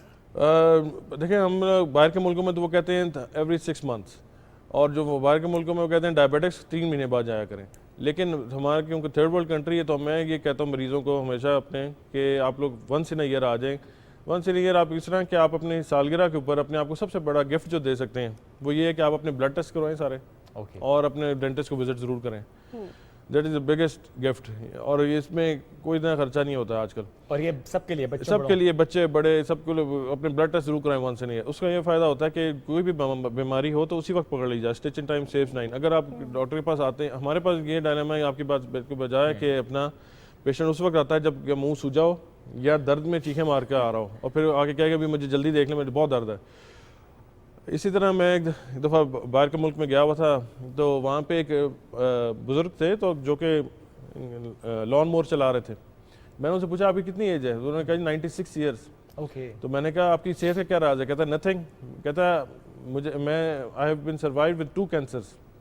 2 کینسر اس کو ہو کے ڈیٹیکٹ ہو کے ٹریٹمنٹ ہو کے اور وہ لان مور چلا رہا ہے. تو یہی بات ارلی ڈیٹیکشن بہت ضروری ہے. اگر کوئی مسئلہ ہو بھی رہا ہے اور آپ کو اس سے یہ فائدہ ہے کہ اگر پہلے چلے جائیں گے تو آپ کا خرچہ کوارٹر ہو جائے گا. اچھا ایک فلنگ سے آپ کا کام, ایک ٹوٹل فلنگ سے کام ہو جائے گا. بعد میں پھر آپ کو روٹ کینالز, کراؤنز, اور پھر آگے لمبے. اچھا ڈاکٹر صاحب, کچھ چیزیں تو ایسی ہوتی ہیں جو ہمیں نظر آ رہی ہیں, مطلب یہ والا دانت افیکٹڈ ہے, ہمیں پتہ لگ رہا ہے کہ یہ اس میں سویلنگ ہے یا اس میں کوئی گم میں پرابلم ہے, اس کے لیے تو ہم ڈاکٹر کے پاس چلے جاتے ہیں. بٹ سم ٹائمز ایسا ہوتا ہے کہ ہمارا جیسے کوئی وزڈم ٹوتھ آ رہا ہے, کوئی ایسا پرابلم ہے, اس کو ہم ڈیٹیکٹ نہیں کر پاتے. میرے ساتھ ایک بار ہوا کہ ایک دانت ٹیڑھا نکل رہا تھا, کبھی میں نیورولوجسٹ کے پاس جا رہی تھی, کبھی میں ENT اسپیشلسٹ کے پاس جا رہی تھی, کیونکہ ایک پوری سائڈ پہ پین تھا, سمجھ نہیں آتی. ڈیٹیکشن کتنی امپورٹنٹ ہے, اور ایک پیشنٹ جس کا مطلب سامنے کچھ نظر نہیں آ رہا کہ مجھے اس دانت میں پرابلم ہو سکتا ہے, وہ کیسے ڈیٹیکٹ کرے گا کہ مجھے ڈینٹسٹ کے پاس جانے کی ضرورت ہے؟ اگر آپ ڈینٹسٹ کے پاس جائیں once in a year تو آپ کا وہ OPG ایکس رے ضرور لے گا. OPG ایکس رے میں سب کچھ آ جاتا ہے, نظر آتا ہے کہ کون سا دانت آپ کا ٹیڑھا پڑا ہوا ہے, کون سا سیدھا ہے, کون سا کیا ڈائریکشن ہے, وزڈم ٹوتھ آ چکے ہیں کہ نہیں آ چکے. اور جو کچھ بات سمٹمس پہ بھی پیشنٹ اگر وہ آپ کے پاس صحیح سمٹمس اور کچھ ایسی بھی وزڈم ٹوتھ ہوتے ہیں جو کہ آپ لوگوں کی ساری عمر پڑے رہتے ہیں, پتہ بھی نہیں چلتا اور وہ کوئی نقصان بھی نہیں پہنچاتے. لیکن وزڈم ٹوتھ آپ کو جیسے ہوا پرابلم تو وہ ضرور آپ اگر کسی ڈینٹسٹ کو وزٹ کرتے ہیں تو آئی ایم 100% شیور انہوں نے آپ کو پی جی ایکس رے ضرور الٹیمیٹلی ڈینٹسٹ نے ڈیٹیکٹ کیا, لیکن کافی ٹائم کے بعد. تب تک میں ENT ڈاکٹر کے پاس ہو کے آ چکی تھی, میں نیورولوجسٹ کے پاس ہو کے آ چکی تھی. ویسے آج کل ENT اسپیشلسٹ تو ہمارے پاس بہت زیادہ ریفر کرتے ہیں پیشنٹ, ان کو پتا ہوتا ہے کہ یہ وزڈم ٹوتھ کی مسئلہ ہے, کیونکہ پیشنٹ اس میں جو عموماً کمپلین کرتا ہے میرے کان میں درد ہو رہی ہے. یس, اور سمٹمز یہ بھی ہوتا ہے کہ وہ پریس ہو رہا ہوتا ہے بار بار لیکن جگہ نہیں بن رہی ہوتی, وہ نکل نہیں پا رہا ہوتا, یہ بھی ایشوز آ جاتے ہیں. اسکیلنگ سر کتنی امپورٹنس ہے اس کی؟ دیکھیں یہ بڑی ڈینٹل میتھس ہیں 2 قسم کی ہمارے ملک میں, اور جو کہ میں آپ کے توسط سے اس پروگرام کے توسط سے ضرور بتاؤں گا کہ پیشنٹس کو کہ فار گاڈ سے کہ اس کو بالکل نہ آپ اس طرح سیریس سمجھیں. ہوتا ہے کہ لوگ کہتے ہیں جی دانتوں کی صفائی کرانے سے دانت کمزور ہو جاتے ہیں, یہ بہت بڑی غلط فہمی ہے. ہوتا کیا ہے اس میں, لوگ اسی طرح سے صفائی نہیں کرواتے. دانت اور مسوڑے کے درمیان میں ایک کیلکولس ڈپازٹ جس کو آپ سمجھ لیں کہ اتنے بڑے پتھر جم جاتا ہے دانتوں کے بالکل پلاک, اور اس میں ہوتا کیا ہے کہ مسوڑے آپ کے نا ریسیشن میں چلے جاتے ہیں. ٹھیک ہے, اس کی وجہ سے اچھا ریسیشن میں چلے جاتے ہیں, پھر اور نیچے جاتے ہیں اور نیچے جاتے ہیں, پھر مسوڑوں میں آ جاتے خون آنا شروع ہو جاتا ہے, پس پڑنی شروع ہو جاتی ہے, منہ سے اسمیل آنی شروع ہو جاتی ہے. پھر ڈاکٹر کے پاس جاتے ہیں, جب ڈاکٹر کے پاس پہنچتے ہیں ڈاکٹر پکڑ کے صفائی کر دیتے ہیں. جب صفائی کرتے ہیں تو وہ جو لیئر ہوتی ہے نا اس نے اس کو سہارا دیا ہوتا ہے ان دانتوں کو, جب وہ لیئر ہٹ جاتی ہے تو دانت ہلنا شروع ہو جاتے ہیں. وہ کہتے ہیں جو ہم ڈاکٹر پر گئے صفائی کرائی تو یہ ہو گیا. اگر یہی کیلکولس ڈپازٹ جمع ہی نہ ہونے دیں تو یہ کبھی بھی نہیں ایسا ہو. اور اگر وہ جو کنڈیشن میں بتا رہا ہوں جس میں ہل جاتے ہیں دانت صفائی کرانے سے, تو اس میں بھی آ گئی ہیں آج کل چیزیں آ گئی ہیں, اس میں آپ وائر ہم لوگ ڈال دیتے ہیں دانت کے اوپر اور دانت بالکل مضبوط ہو جاتے ہیں اور ہلتے نہیں. اسکیلنگ کے بعد اگر وہ ہلنے شروع ہو جائیں جس طرح بہت نہیں, وہ خود سے ٹھیک نہیں ہوتے. اچھا, اور اگر ہم اس لیئر کو آنے نہ دیں تو مسوڑے اپنی جگہ پہ رہیں گے, اور مسوڑے نیچے نہیں جائیں گے, ریسیشن نہیں ہوگا تو وہ دانت ہلیں گے نہیں.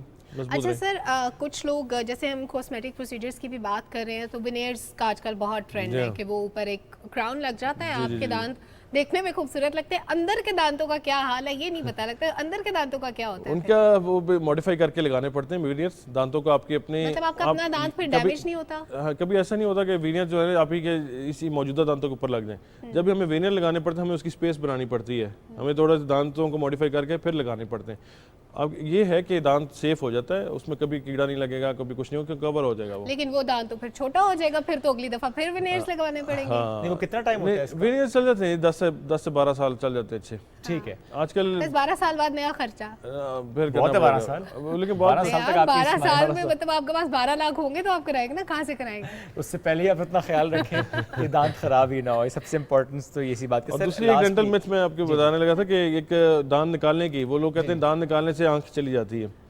آنکھوں کے نظر, ہاں آنکھوں کی نظر کمزوری سے. ہم نے بہت لوگ آگے سوال کرتے ہیں کہ اگر دانت نکال دیا تو آنکھوں کی بینائی چلی جائے گی.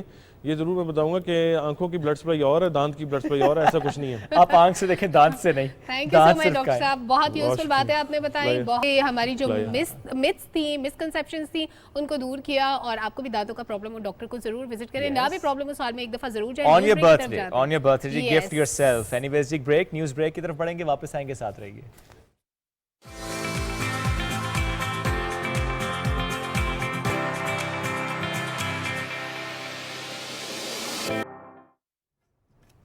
Welcome back after the break. ناظرین, اب ہم بات کریں گے یوتھ کی. پاکستان کی آبادی جس کی 64% جو آبادی ہے وہ نوجوانوں پر مشتمل ہے, یوتھ پر مشتمل ہے, یعنی میرے اور سلمہ جیسے یوتھ پہ مشتمل ہے. لیکن چینلائز کرنے کی جو بات ہے آج ہم اس پر بات کریں گے. Channelising the potential of youth is the topic جس پہ ہم ڈسکشن آج کریں گے, چونکہ ہم یہ دیکھتے ہیں کہ ہماری یوتھ یہ گلا بھی کرتی ہے, شکوہ بھی کرتے کہ ہمیں موقع نہیں ملتا. وہ کہتے ہیں we do have the potential, capacity بھی ہے, کیپیبلٹی بھی ہے, لیکن راستہ نظر نہیں آ رہا, اپرچونٹی نظر نہیں آ رہی. کیا کریں, کہاں جائیں, کس ادارے کے ساتھ, کرنا کیا چاہیے, کوئی بتاتا نہیں ہے, کوئی سکھاتا نہیں ہے, نہ گھر سے, نہ ادارے سے, نہ گورنمنٹ لیول پر. یہ شکوہ رہا ہے ہماری یوتھ کا. تو آج ہم اسی پر بات کریں گے کیسے چینلائز کیا جا سکتا ہے, چونکہ ایشو ہم سب جانتے ہیں, حل کیسے ہوگا اس پر بات کم ہوتی ہے. कम ही सही, लेकिन चूंकि हम अभी भी कहेंगे कि डायमंड जुबली हम सेलिब्रेट कर रहे हैं पाकिस्तान की, 14 अगस्त पे सेलिब्रेट हमने किया, लेकिन हमें सेलिब्रेशन के साथ साथ आगे बढ़ने के जो मौके हैं वो क्रिएट करने हैं, उस पर बात करनी है। तो आज इस अहम टॉपिक पर बात करने के लिए हमें प्रोग्राम में ज्वाइन किया डॉक्टर नौरीन सहर साहिबा ने, इंटरनेशनल इस्लामिक यूनिवर्सिटी इस्लामाबाद के शोबा एंथ्रोपोलॉजी की चेयरपर्सन है। वेलकम करेंगे। अस्सलाम वालेकुम जी, कैसी हैं आप? थैंक यू वेरी मच जी, मैं बहुत ठीक। इशू कितना बड़ा है ये? बहुत बड़ा, और हमें इसके ऊपर बिल्कुल अपना माइंड सेट को जो है वो रीडिफाइन करने की ज़रूरत है। Is it an easy task? It's a challenging task, not a difficult task. बिल्कुल ठीक है, बहुत प्यारी हम बात। We have all the potential to handle it very well. सिर्फ हमें जिस तरह से हमें यूथ को चैनलाइज करने की ज़रूरत है, इसी तरह से हम उन लोगों को जो ये कर सकते हैं Yes. उनको भी मेन स्ट्रीम में लाने की, उनको भी चैनलाइज करने ज्यादा जरूरत किस पे है? जी, यूथ को ठीक करने की या जिन्होंने उसको ठीक करना है उनको ठीक करने की? असल में बहुत ही ज़बरदस्त आपका सवाल है। हमें एक होलिस्टिक माइंडसेट की Holistic ज़रूरत approach. है। हमें ये जो हम पीस मील अप्रोच को ले आते हैं ना कि भाई ये वाला बस एंगल ठीक कर दो, ये टेक्नोलॉजी ठीक कर दो, ये सारे एक एक आइटम्स हैं। Okay. लेकिन कहीं हमने अगर वो एक कंप्लीट मॉडल बना लिया जिसका फोकस इंसान और लोग होंगे, अगर लोगों को हमने ट्रेन कर लिया, सोशलाइज कर लिया, अगर हमने उनको डेवलप कर लिया, तो ये सारे मामला खुद ब खुद सेटल कर लेंगे। सो मुझे लगता है कि जो ह्यूमन रिसोर्स डेवलपमेंट को और पोटेंशियल इन्हेंसमेंट को जो अप्रोच है जो इसको डील करती है, वो सबसे बेहतरीन जरूरत है। सो अगर हम ह्यूमन रिसोर्स को डेवलप करते हुए बाकी इश्यूज के ऊपर फोकस करेंगे तो इशू चैलेंजिंग ज़रूर है, लेकिन नामुमकिन नहीं है और बहुत मुश्किल भी नहीं है। मतलब हमारे पास बेहतरीन उस्ताद और बेहतरीन साइंटिस्ट मौजूद हैं जो इतनी चैलेंजिंग एनवायरनमेंट के अंदर भी काम कर रहे हैं। और मेरा ख्याल है, एक और जुमला मैं कहना चाह रही हूँ कि पिछले कोई 1.5 डिकेड से हमारी पूरी नेशन जो है वो पूरी दुनिया की जो वार है उसका फोकस रही है, और हमारी कौम ने, हमारी नेशन ने सबसे ज़्यादा कुर्बानियाँ दी हैं।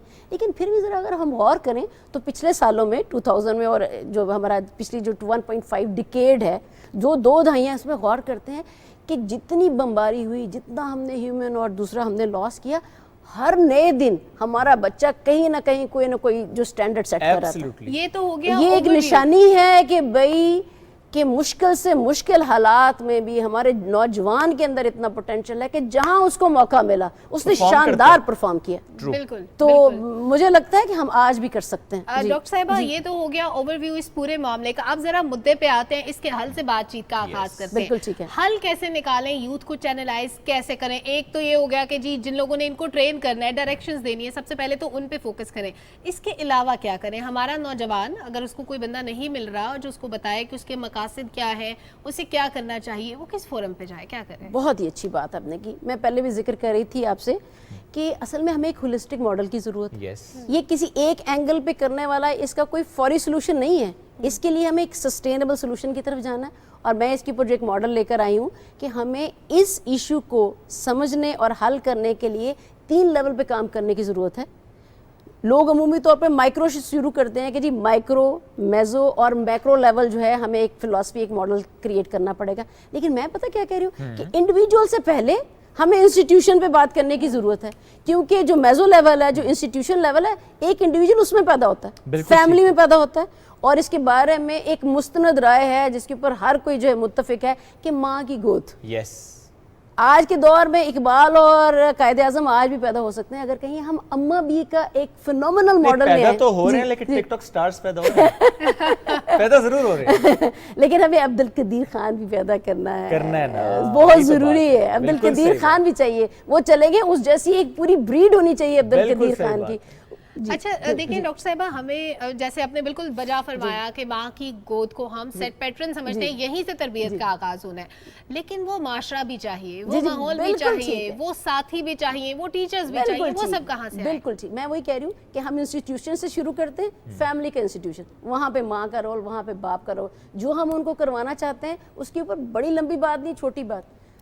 सोशल लर्निंग थ्योरी है अल्बर्ट बंदूरा की सोशल साइंसेज में, लेकिन हमारे यहाँ कैसे चलती है, आम जिंदगी में कैसे चल सकती है? एक मॉडल और कंड्यूसिव एनवायरनमेंट, यानी जो हम अपने बच्चे से कराना चाह रहे हैं, अगर वालिदैन अपने ऊपर उसको एक्चुअलाइज कर दें तो कहने की जरूरत ही नहीं। कहने की जरूरत ही नहीं, बच्चा वही कर रहा है। आप नमाज पढ़ रहे हैं, बच्चा नमाज, आप एक्सरसाइज करें, बच्चा भी एक्सरसाइज कर रहा है, आप राइटिंग कर रहे हैं, वो भी कर रहा है, आप रीडिंग कर रहे हैं, वो भी कर रहा है। मैं अब्रॉड में बता रही हूँ कि माँ पढ़ रही है तो मैंने देखा उसका बच्चा भी पढ़ रहा है, माँ फोन पे लगी हुई है तो बच्चा फोन पे ही लगे ना भाई। دوسری بات اسکول بہت ہی امپورٹنٹ, لیکن خالی اسکول نہیں, ہمیں وہ اگین اسکول کے بھی جو ماڈل کو ری تھنک کرنا ہے, کریکولم ڈیزائننگ پہ بات کرنے کی ضرورت ہے. ہمیں وہ کریکولم جو بہت پہلے لکھا گیا تھا اس کو ری وزٹ کرنے کی ضرورت ہے. ایک چھوٹی سی مثال سر, وہ ہمارے پاس ایک کورس ہے جس کا نام ہے معاشرتی علوم. جی جی, اگر معاشرتی علوم کو ہم انگلش میں ٹرانسلیشن کریں تو وہ سوشل سائنسز بنتا ہے.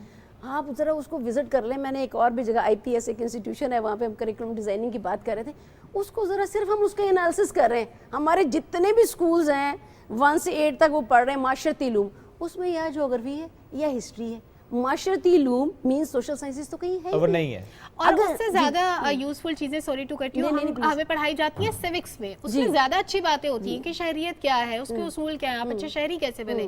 تو بہتر نہیں ہے کہ معاشرتی علوم کی جگہ ہم سیوکس کو ایڈ کر لیں؟ اصل میں بات یہ ہے, سیوک ایک اور اینگل ہے, یعنی سوسائٹی کا اینگل, جو میں کہہ رہی ہوں سوشل سائنسز جیسے سائیکالوجی ہے, it talks about the inner perspective. دوسری بات ہے سوشیولوجی ہے, it talks about the group perspective. ہمارے پاس social psychology, it talks about the importance of context. We have anthropology, it talks about a holistic model کہ کیسے physical اور social جو دونوں آسپیکٹ ہے کیسے ایک انسان کو بناتے ہیں. بالکل صحیح بات. ایک اور طریقے سے اگر ہم بات کریں تو لرننگ میں وچ از ایکچولی ایون ہمیں کانسیپٹ آف لرننگ کو بھی ریڈیفائن کرنے کی ضرورت ہے. Learning is not no more gaining information, gaining knowledge. Learning کی جو کنٹمپرری, کیونکہ ہم IT کے دور میں ہیں, آپ پنچ کریں سب کچھ آپ کو مل جاتا ہے. اگر میں نے آپ کو رٹوانا ہے تو ہیومن بینگ کہاں گیا؟ تو ہیومن بینگ کے لیے جو لرننگ کی نئی ڈیفینیشن ہے, relatively permanent change in behaviour in your personality. کہ جب میں ایک کانٹیکس میں آپ کے ساتھ بیٹھوں, یہ لوگ یہ پروگرام دیکھ رہے ہیں, وہ اس کانٹیکس میں بیٹھ کے کیا نئی چیز سیکھ رہے ہیں. بالکل صحیح. اگر ہم یہ لے آئیں کہ پچھلی کلاس میں ہم نے یہ پڑھا تھا اور اب ہم نے آگے یہ پڑھانا ہے, اور ہر نئے کانٹیکس میں ہم نے کیا نئی چیز انکارپوریٹ کرنی ہے. اور اس کے لیے ایک بہت امپورٹنٹ فیچر ہے جس پہ والدین کو اور استادوں کو اور معاشرے کو اور پالیسی لیول پہ گورنمنٹ کو سوچنے کی ضرورت ہے. اور ہو سکتا ہے کہ کاغذوں میں ہو, جیسے بہت ساری چیزیں ہمارے کاغذوں میں, لیکن ہم نے اس کو پریکٹس میں لانا ہے. بالکل ٹھیک. کہ ہر ڈسپلن, ہر کورس کے 3 ایسنشل آئٹمز ہیں. 30% انفارمیشن, بالکل 30% اسکلس, ٹھیک ہے, بٹ 40% از واٹ, ہیومن ایٹیچیوڈ اینڈ بیہیویئر. پرفیکٹ. اگر کہیں ہیومن ایٹیچیوڈ, اگر ہم نے اب کیسے انفارمیشن کو اس طرح سے بڑھانا ہے کہ وہ انسکل کر دیں, اور انفارمیشن اور جو یہ سکلز ہیں ان کا ایک ایسا کمبینیشن بنانا ہے, پریکٹیکل کمبینیشن بنانا ہے کہ وہ ایک ظاہری بات نہ رہے, but it becomes the part of my personality. اور اس میں آپ کو لگتا ہے ڈاکٹر صاحبہ کہ بنیادی غلطی یہ ہے کہ ایک ایسا پریشر بن چکا ہے سوسائٹی میں کہ 2.5 سال کا بچہ اسکول میں داخل کرا دو اور اس کے بعد ایک ریس میں لگا دو. سر 2.5 سال کا بچہ اسکول ضرور بھیجے, لیکن اسکول نہ بھیجے, کنڈر گارڈن بھیجے. آئی واز ابراڈ, اور میں نے وہاں پہ دیکھا جو وہاں کا کنڈر گارڈن ہے وہ 1 2 3 نہیں رٹوا رہا, وہ ABC نہیں رٹوا رہا, وہ اور کچھ نہیں کرا رہا, والی بے نہیں سکھا رہا, وہ ان کو سکھا رہا ہے how to be a good human being, what is discipline, how do you have to perform, how you don't have to poke into and not into the affairs of other students. اور آپ doctor صاحب دیکھیے المیہ یہ ہے کہ میری بیٹی جب وہ پریپ میں اس کا ایڈمیشن ہونا تھا, ہم کراچی سے جب اسلام آباد آئے تو ایک اسکول گئے, انہوں نے کہا جی ایڈمیشن نہیں دے سکتے. میں نے کہا کیوں؟ اب وہ پریپ کی بچی ہے, یعنی پریپ میں ایڈمیشن اس کا ہونا ہے, 5 سال اس کی ایج, کہتے ہیں اس کو مذکر مونس نہیں آتے. 5 سال کی بچی مذکر مونس نہیں آتے, اس کو اس لیے ایڈمیشن نہیں مل سکتا. واٹ از دس؟ جی میں ایک بہت ہی انٹرسٹنگ بات بتاؤں جو میں نے اپنے بچوں کے ساتھ ایکسپیرینس کی, کہ سر وہاں پہ کیا سکھاتے ہیں کنڈر گارڈن میں, how to make a queue. کیوں نہ ہونا ہمارا ایک بہت بڑا مسئلہ, how to make a queue, how to buy a ticket, how to deal with friends, how to resolve conflict, what is your favourite game, not the laptop game or the computer game or the cell game, what is your physical game, do you like blocks, do you like painting, what is the idea, آپ کا interest کیا ہے. اچھا مزے کی بات, وہ کرتے کیا ہیں, اس کے اندر وہ بندے کا وہ جو پوٹینشیل ہیبٹ ہے, وہ جو اصل میں پوٹینشیل جو اس کی خوبی ہے, اس کو بس پالش کر رہے ہیں, جو اس کا پریڈومیننٹ فیچر ہے وہ اس کو آئیڈینٹیفائی. ہم تو آئیڈینٹیفائی نہیں کر رہے نا, ہم تو کہہ رہے ہیں وہ اس بچے نے میتھس میں 100 لے, تم نے کیوں نہیں لیے 100 مارکس. مچھلی کو درخت پہ چڑھا, ایگزیکٹلی مچھلی کو درخت پہ نہیں چڑھانا ہے, ہم نے آئیڈینٹیفائی کرنا ہے اس میں سے مچھلی کون سی ہے, یہ پانی. اور یہ ظاہر بنیادی طور پہ ہونا ہے بڑے آغاز میں, ماؤں نے بھی کرنا ہے اور استاد نے بھی کرنا ہے, یعنی اسکول نے بھی کرنا ہے اور گھر نے بھی کرنا ہے, اور یہ دونوں طرف سے ہونا ہے. یہ بہت امپورٹنٹ پوائنٹ ہے. ایک اور بہت ہی انٹرسٹنگ بات ہے, ایک جو ہم بات کریں یار خوبی کیا ہے, ارے ظالموں کوئی خوبی ہوتی نہیں ہے, پریڈومیننٹ فیچر ہوتا ہے. مینس کہ ایک بچے کا پروڈومیننٹ فیچر ہے کہ وہ کوئی پرسسٹنٹلی ایک گیم کو کھیلتا ہے اور ہر دن ان بلاکس کا کوئی نیا ماڈل بناتا ہے. بالکل ٹھیک ہے. تو اصل میں اس کی خوبی کیا ہوئی؟ پرسسٹنس. ریپیٹڈلی ایک کام کرتا ہے اور ہر دفعہ اس کام کو آگے لے کے جاتا ہے. جب اسی کا ہم ٹپنگ پوائنٹ دیکھیں گے تو یہی ایک نیگیٹیوٹی ہے ایک اور کانٹیکس میں، ضدی ہونا. جو پرسسٹنٹ ہوگا وہ ضدی ہوگا. اچھا، نہ اس کا مطلب کیا ہے کہ نہ کسی انسان کی خوبی ہے نہ خامی ہے، اس کا کوئی پریڈومیننٹ ویلیو ہے، اس کی کوئی پریڈومیننٹ کریکٹرسٹکس ہے. تو میں نے اور آپ نے، میں استاد ہوں اور آپ پیرنٹس ہیں، ہم نے مل کے اپنے بچے کا وہ پریڈومیننٹ ویلیو ڈھونڈنا ہے. کیا یہ لسننگ میں اچھا ہے، کیا یہ کمیونیکیشن میں اچھا ہے، کیا یہ آرٹ میں اچھا ہے، یہ کس چیز میں پہچاننا ہے، اس کے بعد اس کو گائیڈ کرنا ہے. بہت زبردست بات آپ نے کی ڈاکٹر صاحبہ، بہت شکریہ. آج آپ سیٹ پہ موجود تھی. بہت سے پلانس کی ہم نے بات کی، یوتھ کو چینلائز کیسے کریں، لیکن شعیب یہ پلانس ہیں جن کو ہم لانگ ٹرم میں امپلیمنٹ کر سکتے ہیں. ہمیں شارٹ ٹرم پلانس بھی چاہیے، اس پہ بھی ڈسکشنز کریں گے آنے والے پروگرام میں کہ فوری طور پہ کیا امپلیمنٹ ہو سکتا ہے. یوتھ موجود ہے، 50 to 60% اس وقت پاکستان میں یوتھ ہے، ان کو کیسے یوٹیلائز کریں، کیسے اچھے کاموں میں لگائیں، ان کی ایبلٹیز سے استفادہ کیسے کریں. اور جیسے ہم کہتے ہیں ملک کی تعمیر و ترقی میں ان کا کردار بڑا امپورٹنٹ ہوتا ہے، تو ان کے کردار سے استفادہ کرنا پاکستان کو آگے لے جانے میں وہ بہت امپورٹنٹ ہے. تو اس پہ بھی آنے والے پروگرامز میں ڈسکشن کریں گے. بالکل کریں گے. چلیں بڑھتے ہیں آگے. اور اب ذرا بات ہم فن خطاطی کی کریں گے. جب بات ہے فن خطاطی کی تو اس میں خط ماہی کے نام سے فن خطاطی میں نیا اسلوب متعارف کروانے والے نوید بھٹی صاحب آج ہمیں جوائن کر رہے ہیں. اور نوید بھٹی صاحب فن خطاطی کے شاہکار تخلیق کر رہے ہیں. کچھ ویژولز آپ کو اس وقت ہم اسکرین پر دکھا بھی رہے ہیں. اور ان کے تخلیق کیے گئے فن پارے پاکستان کی بڑی سرکاری عمارتوں کی ماشاءاللہ زینت بنے. اور فنی خدمات کے اعتراف میں صدر پاکستان کی جانب سے تمغہ امتیاز سے بھی ان کو نوازا گیا ماشاءاللہ. اور اس کے علاوہ متعدد اعزازات اپنے نام کر چکے ہیں. اور اعزاز یہ بھی حاصل ہے کہ مساجد کی جو تعمیر ہے اس میں تہذیبی اور ثقافتی رنگوں کو جدید انداز میں انہوں نے پیش کیا. تو کچھ تصاویر جو ہم تک پہنچی ہیں آپ کے ساتھ شیئر بھی کی ہیں. لیکن جو ہم نے اس سے پہلے بات کی نا، پوٹینشیل کیا ہوتا ہے آپ کا، کیا کرنا چاہتے ہیں، اس کو پہچاننا، پھر راستہ ملنا، ان سے ہم ضرور پوچھیں گے کیا بچپن سے ہی اسی طرح فن خطاطی یا اس کے بعد کوئی ایسا موقع بنا؟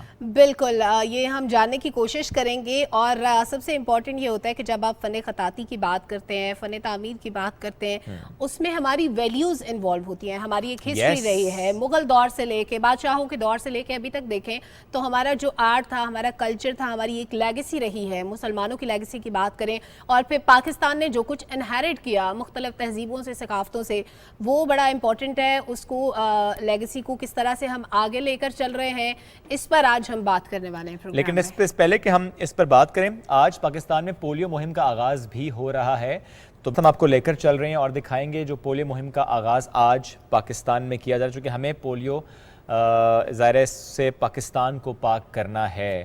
اور اس میں ہم دیکھتے ہیں پولیو فری پاکستان بنانا ہے. اس میں ہم دیکھتے ہیں جس طرح گورنمنٹ بہت زیادہ سیریس ہے. میں بالکل خصوص ذکر کروں گا میاں محمد شہباز شریف صاحب کا، جنہوں نے جب دیکھا کہ کیسز رپورٹ ہوئے، انہوں نے اس کے بعد کہا کہ اب خود سے وہ ایکٹیولی پارٹیسپیٹ کریں گے. اس وقت آپ دیکھ بھی رہے ہیں اسکرین پر وزیر اعظم پاکستان میاں محمد شہباز شریف صاحب نے ملک گیر پولیو مہم کا آغاز کر دیا ہے. بچوں کو خود پولیو ڈراپس پلا کر اس کا آغاز کیا گیا ہے.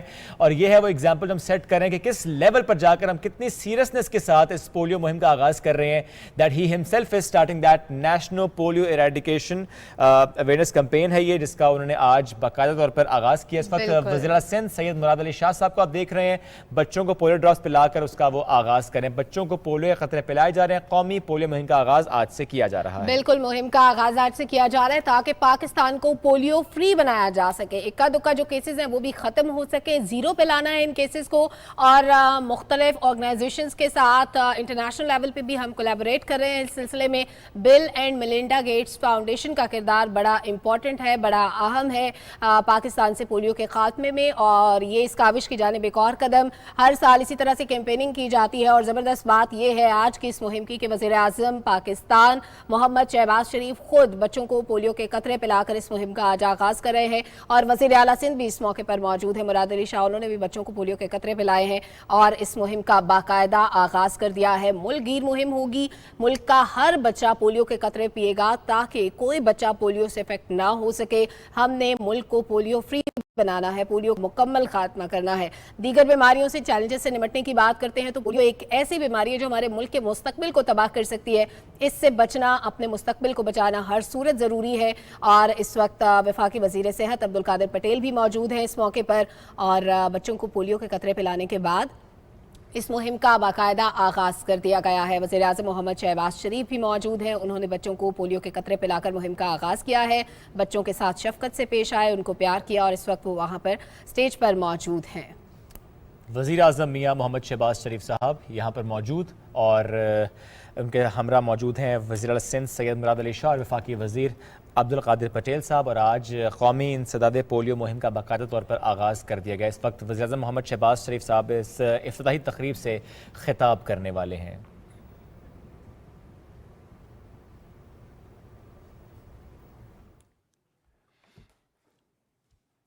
پیارے پاکستانیوں, بالخصوص میری وہ بہنیں جن کے بچوں کی عمر 5 سال سے کم ہے, یہ پیغام آپ کے لیے ہے.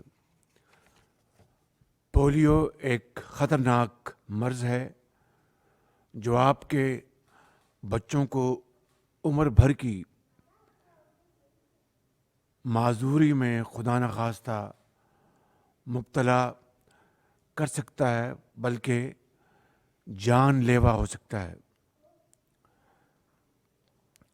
پولیو سے بچاؤ کے لیے صرف 2 بوندیں آپ کے بچوں کو معذوری سے ہمیشہ کے لیے بچا سکتی ہیں اللہ تعالیٰ کے فضل و کرم سے.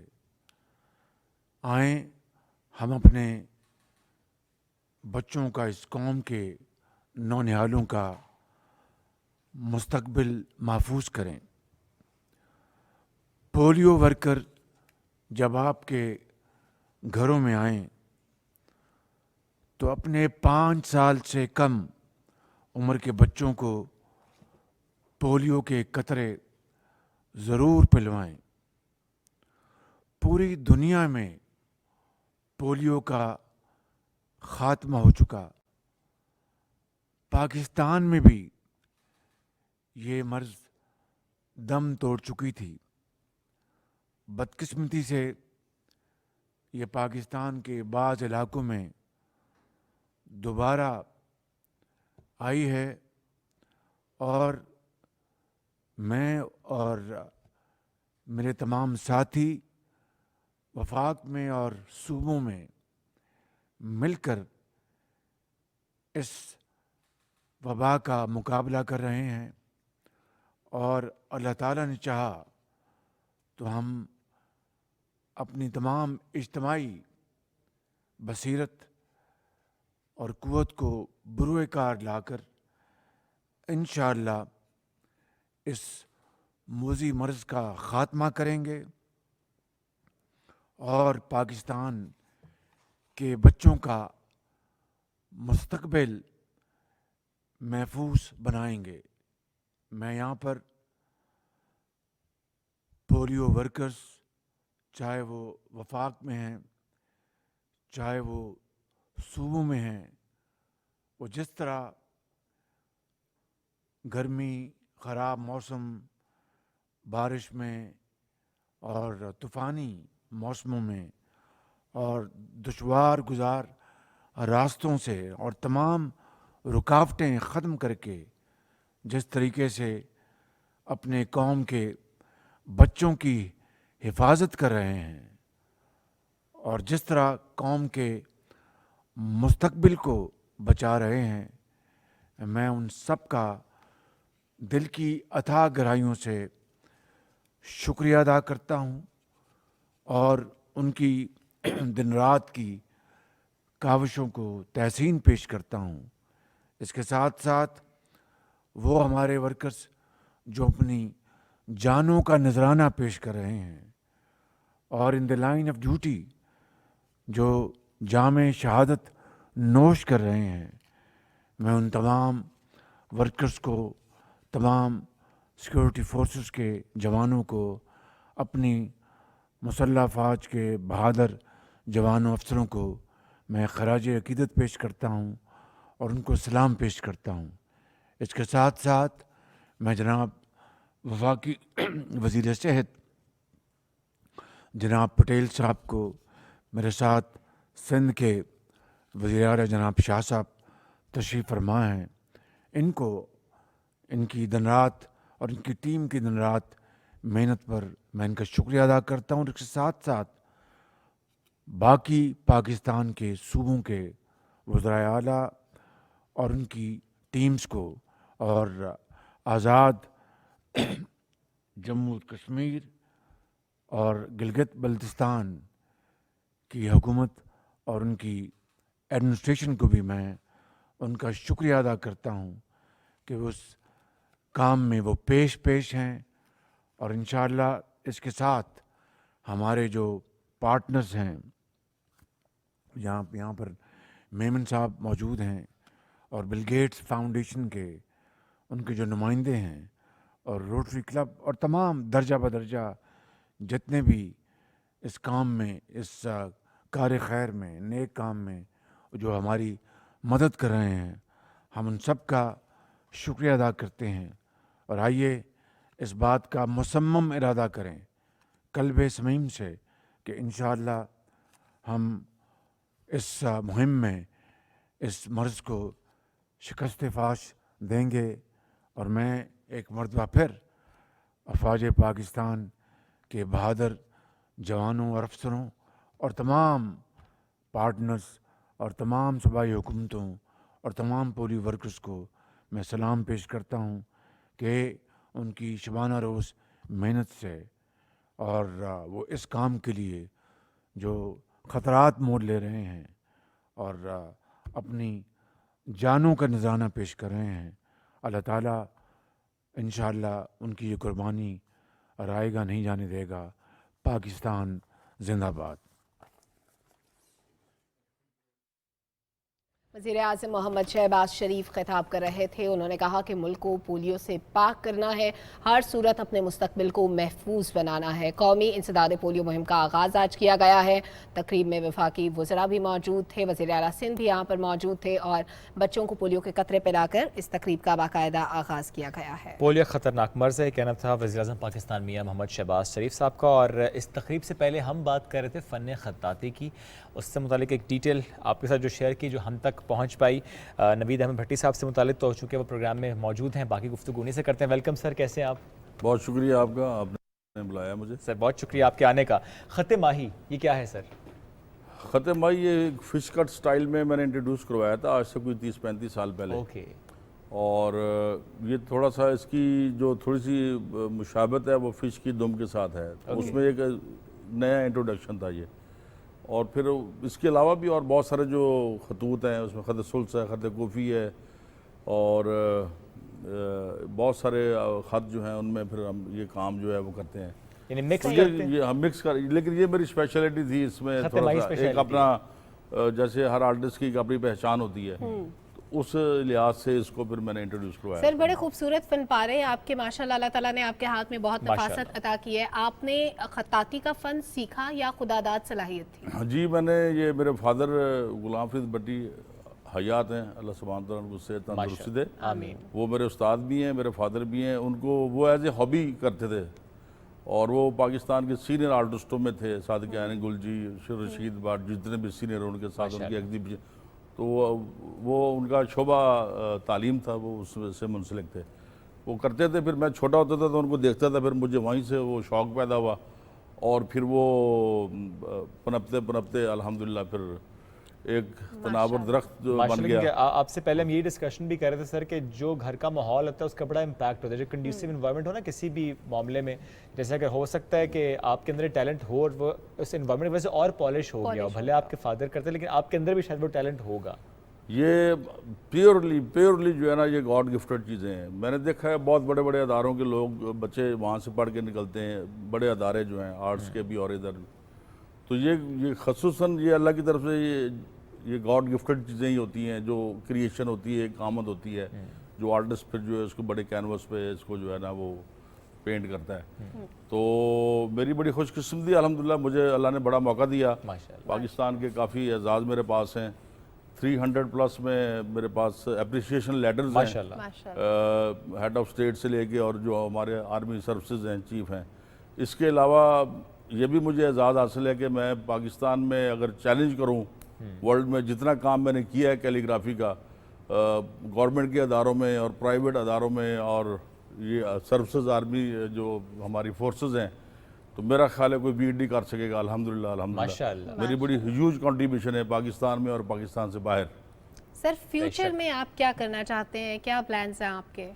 ابھی آج کل اللہ سبحانہ تعالیٰ نے مجھے اپنی مساجد کی طرف لگایا ہوا ہے، اور میری بڑی خواہش تھی کہ بڑے اداروں میں تو عام لوگوں کی ایکسیس نہیں ہوتی، تو میری بڑی خواہش تھی کہ میرا یہ کام جو ہے وہ ایسی جگہ پہ ہو جو عام لوگ بھی اس کو دیکھیں۔ بالکل صحیح ہے۔ تو الحمدللہ 180 پلس مساجد میں بھی یہ اعزاز مجھے حاصل ہے کام کرنے کا۔ پاکستان میں ہی سر؟ پاکستان اور پاکستان سے باہر بھی؟ کس کس ملک میں؟ 30 مساجد تو میں نے انگلینڈ میں تیار کی ہیں، ماشاءاللہ۔ اور ان میں ایک مسجد جو ہے نا وہ میری بڑی، اس نے ورلڈ ریکارڈ قائم کیا ہے، وہ 6 ہفتے میں نے وہاں پہ ایک ڈوم میں کیلیگرافی کی تھی۔ آپ کو تصویر اس کی ہمارے پاس آئی بھی؟ جی، اور اس میں پھر میں نے ڈیوڈ کیمرون جو ہے پرائم منسٹر برٹن، وہ اس کو اسپیشلی وزٹ کرنے گئے ہیں، تو یہ میرے لیے اعزاز کی بات ہے الحمدللہ۔ اور پاکستان میں بھی بہت سارے اداروں میں، پرائیویٹ میں اور گورنمنٹ اداروں میں بھی میں نے مساجد کی ہیں، جو میرا بڑا ایکسکلوسیو کام ہے، اور اللہ نے مجھے اس کام میں چنا ہوا ہے، تو میں اللہ کا بڑا شکر گزار ہوں ماشاءاللہ کہ مجھے موقع دے رہا ہے اپنے گھروں کو اور آپ کرتے چلے جا رہے ہیں۔ آپ یہ سولو کرتے ہیں سر، یہ do you have a team? نہیں، میرے اب پہلے تو سولو کرتا تھا، لیکن اب میں نے اس کو ٹیم میں کنورٹ کر دیا ہوا ہے۔ اس ٹیم میں میرے بھائی بھی ہیں، عامر بھی ہے، چھوٹا بھائی وحید ہے، میرے بھانجے ہیں بلال، وہ میرے ساتھ ہوتے ہیں، تو پورا خاندان کو بھی ٹرین کر دیا۔ میں نے وہ کہہ رہے ہیں ایک درخت لگایا اور اس کی شاخیں جو ہیں وہ پھیل رہی ہیں، اور ہماری خواہش ہے کہ یہ کام آگے بڑھے اور یہ آنے والی نسلیں اس سے فائدہ اٹھائیں، اور اس کام کو میں نے تھوڑا سا ماڈرنائز بھی انٹروڈیوس کروایا ہے۔ بالکل جدت آپ لے کر آئے، ٹریڈیشنل پلس جو ہے نا ماڈرن سٹائل میں اس کو میں نے انٹروڈیوس کروایا ہے، اور ہر مساجد میں ہر جگہ پہ ایک نیا کانسیپٹ، ایک نئی چیز جو میں پیش کرتا ہوں، تو اللہ کا بڑا شکر ہے کہ لوگوں کی دعائیں بھی ہیں، اپریسیشن بھی ہے۔ بہت خوبصورت کام سر آپ کا، اللہ تعالیٰ آپ کے کام میں اور نفاست اور کامیابیاں آپ کو عطا کرے، اور اسی طرح سے آپ پاکستان کا نام بناتے رہے۔ جیسے آپ نے انگلینڈ کی مساجد کا ذکر کیا، تو کتنے فخر کی بات ہے، کتنی پراؤڈ مومنٹ ہوتی ہے جب کہا جاتا ہے پاکستانی ایک مسلمان، اور اس کا کام دیکھنے کے لیے جناب ڈیوڈ کیمرون صاحب بھی آ رہے ہیں اور بڑے بڑے لوگ وہاں پہ آ رہے ہیں۔ بہت خوبصورت بات، بہت شکریہ۔ نوید احمد بھٹی صاحب ہمارے ساتھ موجود تھے، اسٹوڈیوز میں تشریف لائے، اور آپ کا جو کام ہے، آپ کی جو خدمات ہے، بلا شبہ وہ قابل تعریف ہیں، لائق تحسین ہے۔ بہت سے ایوارڈز آپ اپنے نام کر چکے ہیں، ہماری دعا ہے کہ بالکل دوبارہ بھی زحمت دیں گے کبھی اپنے شو میں، اور ان کے مزید کام کے بارے میں بات کریں گے، مزید جانیں گے ان کے کام سے متعلق، تاکہ ہمارے ویئرز بھی استفادہ کر سکیں، اور ہم لوگوں کی تو ڈسکشن جاری رہتی ہے۔ ظاہر ہے ہمارا کام ہے ان لوگوں کو سامنے لانا، ان لوگوں کو پروموٹ کرنا جو پاکستان کا نام بنا رہے ہیں اور پاکستان کے لیے کام کر رہے ہیں۔ بالکل، چلیں جی بڑھتے ہیں آگے، اور جمعے کی مناسبت سے ہمارا ایک موضوع جڑا ہوتا ہے اسلام سے متعلق، یعنی ہم جو دینی احکامات ہیں کسی بھی ایک موضوع پر، اس پر ہم ضرور بات کریں، خود بھی کچھ سیکھیں، اور ہمارے جو حاضرین ہیں، جو ناظرین ہیں، وہ بھی کچھ سیکھ پائیں اس سے۔ تو آج کا ہمارا موضوع ایک ایسا معاملہ جو اللہ کے نزدیک سب سے ناپسندیدہ عمل ہے، اور وہ ہے طلاق کا عمل۔ چونکہ اس سے متعلق یہی احکامات ہیں، جتنی کوشش ہو سکے اس عمل سے بچنا چاہیے، مصالحت کے تھرو، اپنے آپ کو مولڈ کر کے، بات چیت کر کے، حالات کو بہتر کر کے، انوائرمنٹ کو بہتر کر کے، فیملی کو انوالو کر کے بچا جائے۔ لیکن پھر بھی اگر کسی وجہ سے اگر لگے کہ اب معاملہ ایسا ہو چکا ہے کہ اب اس کے بغیر چارہ نہیں ہے، اب آگے بڑھنے کے لیے اس ایک معاملے پر جانا پڑے گا جو کہ طلاق ہے، تو اس کو ہم اس تناظر میں آج گفتگو کریں گے کہ طلاق کے بعد کے دینی احکامات کیا ہیں۔ اچھا، اس میں ضرور ایک بات کروں گا کہ چند روز پہلے شروز سبزواری کے ہاں جب بیٹی کی پیدائش ہوئی، تو اس کے بعد بہت سے لوگوں نے سائرہ جو ان کی فرسٹ وائف تھی ان کو بہت سراہا۔ ہم خود بڑا سراہتے ہیں، کیوں؟ چونکہ جو ان کی بیٹی نورے ہیں، انہوں نے اس کو کہا کہ تم جاؤ، ویلکم یور اسٹیپ سسٹر۔ اب یہ ایک ایسی ایگزامپل سیٹ کی، اور یہ بہت کم خاندانوں میں ہم دیکھتے ہیں کہ جب اگر طلاق ہو جائے، سیپریشن ہو جائے، پہلا معاملہ ختم ہو جائے، لیکن اولاد ہو، اور اس اولاد کو آپ یہ سکھائیں، یہ بتائیں کہ وہ جو اگر ہمارا نہیں بھی معاملہ چلا، but you have to respect that, you have to respect in a way کہ وہ آپ کا باپ ہے یا وہ آپ کی ماں ہے، یعنی بچہ جس کے پاس بھی ہے، دوسرے کے لیے رسپیکٹ کا ایلیمنٹ لے کر آنا، پیار کا ایلیمنٹ لے کر آنا، یہ سکھانا، بجائے سے اب نفرتوں کے بیج بوئیں، چونکہ وہ رشتہ تو بلڈ ریلیشن ہے، وہ قائم رہنا ہے زندگی بھر، تو آپ وہ سکھائیں۔ تو نورے نے جس طرح اپنی اسٹیپ سسٹر کو ویلکم کیا، ویڈیوز جو شہروز نے شیئر کی، تو اس سب نے بڑا سراہا۔ یہ ایگزامپل صرف اس لیے میں نے کوٹ کی کہ ہم سب کو سیکھنے کی ضرورت ہے کہ ہم سب کس طریقے سے آگے بڑھ سکتے ہیں، بجائے اس کے اب نفرت کا بیج بوئیں، محبت کا بیج بھی آپ بو سکتے ہیں۔ یعنی آپ رسپیکٹ کے ساتھ اس رشتے کو ختم کرنے کے بعد کیسے آگے چل سکتے ہیں؟ اس موضوع پر بات کرنے کے مولانا تنویر احمد الوی صاحب نے جوائن کیا، ان سے ہم گفتگو کریں گے۔ السلام علیکم سر، کیسے ہیں آپ؟ وعلیکم السلام ورحمۃ اللہ وبرکاتہ۔ سر جس طرح ہم نے کہا ذرا طلاق اللہ کے نزدیک ناپسندیدہ ترین عمل، لیکن ہم جاننا چاہتے ہیں، آپ پلیز رہنمائی کیجیے گا کیونکہ ہم سب بھٹک رہے ہیں۔ طلاق کے بعد جو مسائل ہم دیکھ رہے ہیں، خاندانوں کے بیچ جو تناؤ دیکھ رہے ہیں، لڑائی جھگڑا دیکھ رہے ہیں، اس کے بعد خاندان بکھر جاتے ہیں، بچوں کے دماغ پلیوٹ اینڈ ٹاکسک ہو جاتے ہیں اس ایک عمل کے بعد۔ تھوڑا سا بتائیں سر دینی احکامات کیا ہیں؟ بسم اللہ الرحمن الرحیم۔ طلاق کے بعد بہت سے مسائل جنم لیتے ہیں۔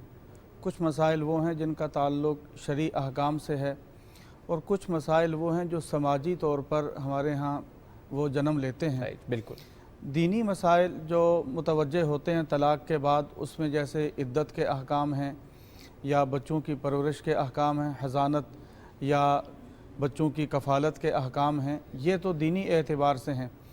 اس کے ساتھ ساتھ سماجی اعتبار سے جو خاص طور پر ہمارے بر صغیر پاک و ہند کے جو یہاں کا کلچر ہے، اس کے حوالے سے جو مسائل جنم لیتے ہیں، ایک سب سے اہم مسئلہ یہ ہے کہ طلاق اور نکاح، جس طرح نکاح میں دو خاندان باہم جڑتے ہیں، مرد عورت ان کا تعلق ایک جڑتا ہے اور وہ محبت سے ایک دوسرے کو تحفے ہدیے پیش کیے جاتے ہیں، تو طلاق کے حوالے سے بھی شریعت کا بڑا واضح اور خوبصورت حکم ہے، او تسریحم باحسان۔ اگر مرد اور عورت میں ذہنی طور پر موافقت نہیں ہو سکی، یہ الگ ہونا چاہتے ہیں، تو اچھے انداز سے ایک دوسرے کو تحفہ دے کر خوشی سے الگ ہو جائیں، اس لیے کہ دو مزاج باہم نہیں مل رہے، تو وہ اچھے انداز سے الگ ہو جائیں۔ لیکن ہمارے ہاں جو ایک معاشرتی سماجی جو ہمارے ہاں ایک وہ المیہ ہے، وہ یہ ہے کہ جب دو خاندانوں میں طلاق ہوتی ہے، دو افراد میں، وہ دو افراد میں طلاق نہیں، وہ دو خاندانوں کی طلاق اور دو خاندانوں کی باہم دشمنیاں ہیں۔ اس حد تک دشمنیاں کہ باہم اگر ان میں رشتہ داری ہے، چچا پھوپھی کی اولاد ہیں، باہم کزن ہیں، لیکن طلاق کے بعد وہ ایک دوسرے کا منہ نہیں دیکھ پاتے۔ یہ ہماری جو تربیت ہے، میں سمجھتا ہوں اس کا فقدان ہے کہ اگر مزاج کی موافقت نہیں ہو رہی، دو خاندان باہم نہیں مل سکتے، اچھے انداز سے الگ ہو جائیں، اس میں کوئی دشمنیاں پیدا کرنے کی ضرورت نہیں ہے۔ اس کی تربیت ہونی چاہیے جو ہمارے ہاں دشمنیاں جنم لے رہی ہیں۔ بالکل ایسے سر، اس سے پہلے کہ ہم طلاق کے بعد جو ہم بات کر رہے تھے کہ دونوں کا رول کیا ہونا چاہیے، بالخصوص اگر بچے ہیں، لیکن ہم ایک سوال بھی ہے وہ ضرور کرنا چاہیں گے آپ سے، رہنمائی آپ سے لینا چاہیں گے۔ بے شک ناپسندیدہ ترین عمل طلاق، ظاہر اس میں کچھ فقہی مسائل بھی ہیں، لیکن میں چاہوں گا کہ آپ ضرور رہنمائی بھی کیجیے، کیونکہ ڈرامہ اور فلموں میں ہم دیکھتے ہیں سر کہ بس 3 طلاقیں ایک دفعہ دیں اور پھر وہ کہتے ہیں جی قائم ہو گئی، جو کہ ظاہر ایک غلط طریقہ کار ہے۔ تھوڑا سا رہنمائی کیجیے، طلاق اگر 3 بار بھی دے دی جائے ایک وقت میں، کیا وہ قائم ہو جاتے؟ اور دوسرا یہ کہ طلاق کے بعد رجوع کا طریقہ کیا ہے شریعت میں، اس کے حوالے سے کیا احکامات ہیں؟ میں سمجھتا ہوں یہ بہت خوبصورت سوال ہے، اور یہ اس کی تربیت ہونی چاہیے جتنے ہمارے سامعین اس وقت سن رہے ہیں کہ شریعت نے طلاق کے حوالے سے کیا تعلیمات دی ہیں۔ سب سے بنیادی چیز، دنیا کے بہت سے مذاہب میں طلاق کا کوئی تصور نہیں ہے۔ بالکل ٹھیک۔ مرد اور عورت کا باہم ایک مرتبہ تعلق قائم ہو گیا، اب جدائی نہیں ہو سکتی، لیکن اسلام کی یہ خوبصورت تعلیمات ہیں کہ اگر دونوں باہم سمجھتے ہیں کہ ہمارا نباہ نہیں ہو سکتا، تو ان کو الگ ہونے کے لیے بھی شریعت نے احکام دیے ہیں۔ اب طلاق ہے، اس کی 3 قسمیں ہیں، ایک ہے طلاق احسن، ایک ہے طلاق حسن، ایک ہے طلاق بدعی۔ طلاق احسن یہ ہے کہ ایسے دنوں میں جن میں خواتین کے جو ایام مخصوصہ ہیں وہ نہ ہوں، جس میں نماز وغیرہ وہ پڑھتی ہے، ان ایام میں ایک طلاق دی جائے، اس کے بعد چھوڑ دیا جائے، دوسری طلاق تیسری طلاق کی نوبت نہیں آئے، ایک ہی طلاق دی جائے، طلاق رجعی، کہ میں تمہیں طلاق دیتا ہوں ان الفاظ سے، اس کے بعد چھوڑ دیا جائے، جب عدت گزر جائے گی نکاح ختم۔ ٹھیک۔ اور اس میں سہولت یہ ہے اگر عدت نہیں گزرتی تو عدت کے دوران اگر مرد رجوع کرنا چاہے تو اتنا کہے کہ میں تم سے رجوع کرتا ہوں، تو نکاح دوبارہ سے ان کا بحال گیا، جب تک عدت نہ گزرے، عدت گزر گئی نکاح ختم۔ لیکن اگر عدت گزر بھی گئی ہے، اس میں فائدہ یہ ہے کہ اگر دونوں پشیمان ہیں کہ جی ہم سے غلطی ہوئی اور ہمارا تعلق یہ برقرار رہنا چاہیے، جیسے ہمارے ہاں تقریباً 99% ایسا ہی ہوتا ہے کہ جذبات میں آ کے طلاق دے دی، بعد میں روتے ہیں کہ جی ہم تو بچے ہیں ہمارے، ہم اکٹھا رہنے چاہتے ہیں، کوئی حل ہو اس کا۔ تو یہ جو طلاق احسن ہے، ایک طلاق دی جائے، اس کے بعد چھوڑ دیا جائے، عدت گزر جائے گی، निकाह ख़त्म। लेकिन अगर इद्दत के अंदर रुजू करते हैं, रुजू हो जाएगा, इद्दत गुजर गई है, उसके बाद सिर्फ नया निकाह करना पड़ेगा कि नया निकाह उसमें 4 अफराद हों, कोई गवाह मौजूद हो। उसके लिए हलाला की शर्त नहीं है, कोई हलाला की ज़रूरत नहीं है तलाक़ रजी में कि एक तलाक दी है, इद्दत गुजर गई है, दोबारा निकाह हो जाएगा। ये पहली किस्म है तलाक़ अहसन। इसके बाद है तलाक़ हसन। तलाक़ हसन ये है कि जो तोहर के अयाम हैं उनमें एक तोहर में एक तलाक दी जाए, ठीक, दूसरे तोहर में जाकर दूसरी तलाक दी जाए और तीसरे तोहर में तीसरी तलाक दी जाए अगर देनी है। ठीक, इसमें भी फ़ायदा यह है कि एक तोहर में एक तलाक दी गई, इस दौरान 1 माह गुजर जाएगा, अगर वो दोनों बाहम रुजू करना चाहते हैं तो शौहर रुजू कर लेगा। लेकिन उसमें एक तलाक कायम रहेगी, एक तलाक कायम रहेगी, जिंदगी भर के लिए कायम ज़िंदगी रहेगी। भर के लिए ठीक कायम। है। लेकिन उसमें अगर मर्द इतना ही कहता है कि मैं रुजू करता हूँ, रुजू हो जाएगा सिर्फ कहने से, सिर्फ कहने से। ठीक। उसके बाद दूसरी तलाक दे दी है दूसरे तोहर में, ये 2 तलाक़ें हो गई हैं। इस दूसरी तलाक से ये भी तलाक रजई है। ठीक, जब लफ्ज़ तलाक से तलाक देता है तो तलाक रजई है, इसमें भी रुजू हो सकता है। लेकिन एक तलाक अभी गुजरी है, चूँकि इद्दत नहीं गुजरी, इद्दत चल रही है, इद्दत जो है वो 3 माह है, तो ये दूसरी तलाक उसने दे दी है, लफ्ज़ तलाक से ये भी रजी है, इसके बाद भी रुजू हो जाता है। लेकिन अगर तीसरे तोहर में जाकर तीसरी तलाक दे दी है तो अब मामला ख़त्म फॉरएवर। और ये इसको कहते हैं तलाक हसन। मैं ये 3 किस्में वाज़े कर दूं। इसमें शरीयत ने जो हमें सहूलत दी है कि 1 माह सोचने का मौका मिल गया, दूसरा माह सोचने का मौका मिल गया, आदमी फ़ैसला कर सके। लेकिन जब 3 माह गुजर गए और उसने तीसरे तोहर में तीसरी तलाक दी है, अब मामला ख़त्म होगा।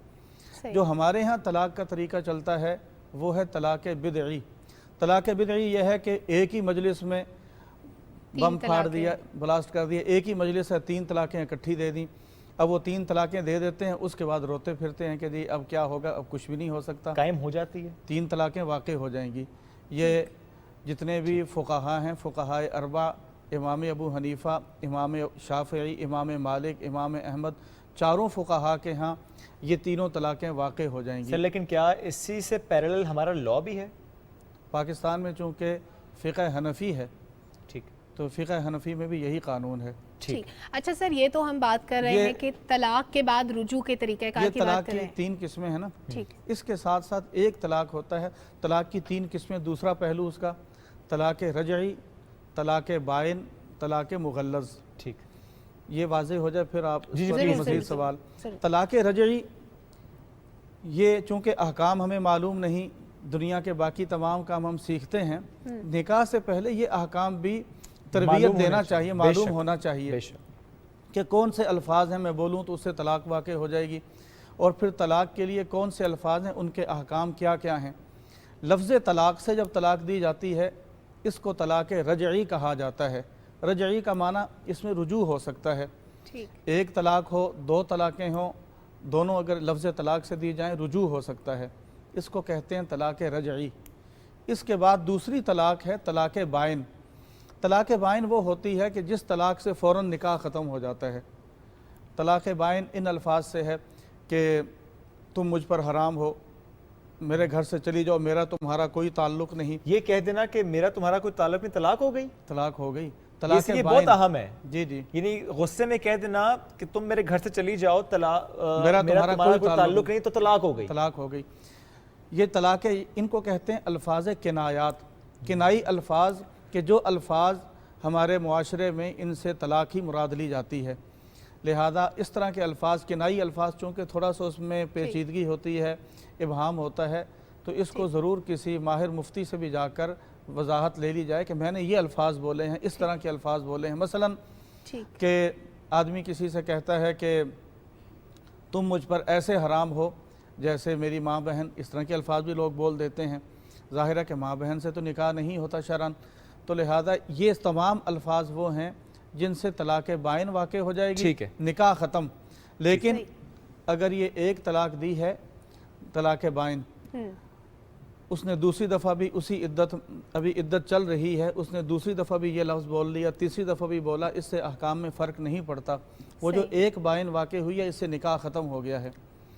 अगर दूसरी मरतबा भी आदमी कहता है दोबारा दूसरे दिन लड़कर तुम्हारा मेरा कोई ताल्लुक नहीं, चली जाओ, तुम मुझ पर हराम हो। नापसंदीदा चीज़ है, यानी इन अल्फाज की तरफ भी नहीं इन जाना अल्फ नहीं, चाहिए। मैंने ये जो तलाक़ बाइन है, जब एक वाक़े हो जाए दूसरी बाइन उसके बाद वाक़े नहीं होती, ये एक अहम मसला है कि एक दफ़ा जब कह दिया तुम मुझ पर हराम हो, निकाह ख़त्म, दोबारा बोलेगा कोई हुक्म में फ़र्क नहीं पड़ता, निकाह ख़त्म हो गया है। अब इद्दत गुज़रने के बाद नया निकाह हो सकता है, यानी इसी मर्द से दोबारा निकाह हो जाए। एक है तलाक़ मुग़ल्लज़। तलाक़ मुग़ल्लज़ ये है कि जो हम आम तौर पर हमारे यहाँ राय 3 तलाक़ें इकट्ठी दे देना। अब वो 3 तलाक़ें इकट्ठी देना यूँ बोल कर तुम्हें तलाक़ है, तुम्हें तलाक़ है, तुम्हें तलाक़ है, या एक ही दफ़ा कहे कि मैं तुम्हें 3 तलाक़ें देता हूँ, तो ये 3 तलाक़ें वाक़ई हो जाएंगी। इन 3 तलाक़ों के बाद मर्द और औरत का मामला हमेशा के लिए ख़त्म। ठीक, अच्छा सर, वक्त बहुत कम है, मुख्तसरन अगर आप फरमा दें कि हलाला का जो तरीक़ा कार है हमारे यहाँ, कि आप इस नीयत से किसी के साथ औरत का निकाह करवा देते हैं कि अब पहले शौहर से रुजू करना है, क्या ये दुरुस्त तरीका है? देखें, लफ्ज़ हलाला पूरे कुरान हकीम में ज़ख़ीरा अहादीस हुज़ूर सल्लल्लाहु अलैहि वसल्लम की तकरीबन मुख्तलिफ़ असनाद से 11 लाख हदीसें हैं। पूरे ज़ख़ीरा हदीस में फ़ुक़हा के यहाँ इसका कोई तसव्वुर नहीं मिलता, कोई कंसेप्ट नहीं है हलाला का।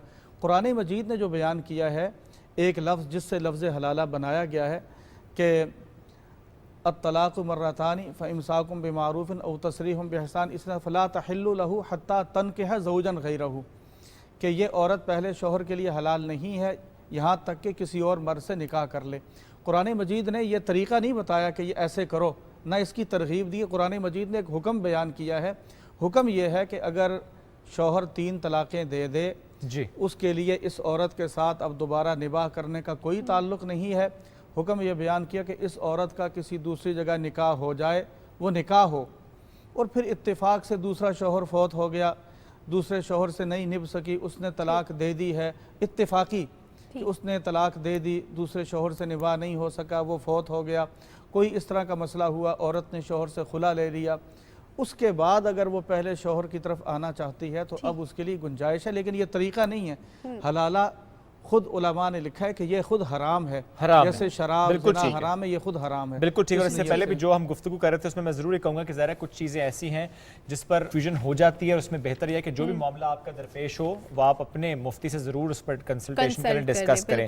बहुत शुक्रिया अल्लामा साहब, साथ मौजूद थे आप और इससे मुतालिक हमसे गुफ्तगू कर रहे थे, चूँकि ज़रा वैसे हम कोशिश तो कर रहे थे कि हम बात करेंगे कि तलाक के बाद के मामलात, यानी वो सिर्फ मियाँ और बीवी के नहीं, वो सिर्फ आपस के मामलात नहीं, वो रुजू वाले मामलात नहीं, वो उसके बाद जो रिस्पेक्ट का एलिमेंट आपने कायम रखना है, मुझ पर इंशाल्लाह किसी और प्रोग्राम में ज़रूर सबसे इम्पोर्टेंट बात यह है कि हमारे यहाँ क्योंकि हमें तलाक का टॉपिक भी इसलिए चूज करना पड़ा, अदम बर्दाश्त हमारे माशरे में बढ़ती जा रही है।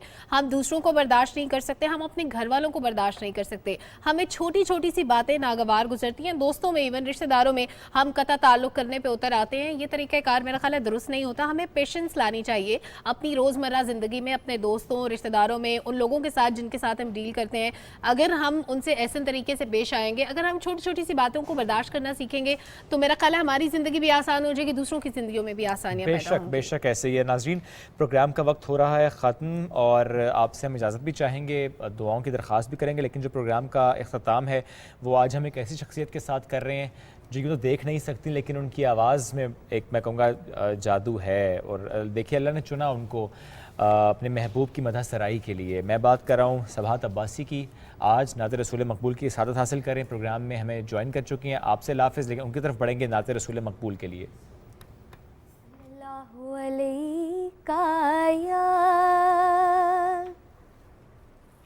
रसूल अल्लाह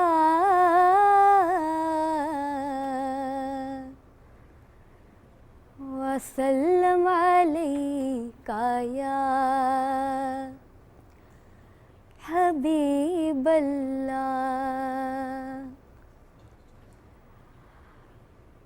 मैं तो खुद उनके दर का गदा हूँ,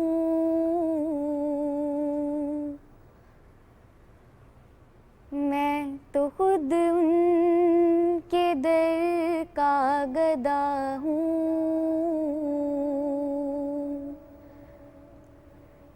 अपने आका को मैं नजर क्या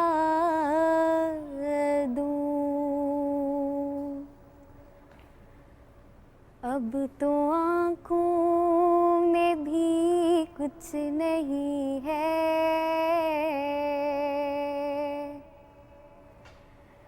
अब तो आँखों में भी कुछ नहीं है,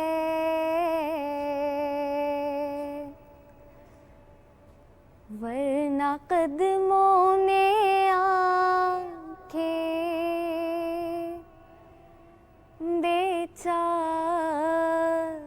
दूं। मेरे आंसू बहुत कीमती है, इनसे वाबस्ता है उनकी यादें।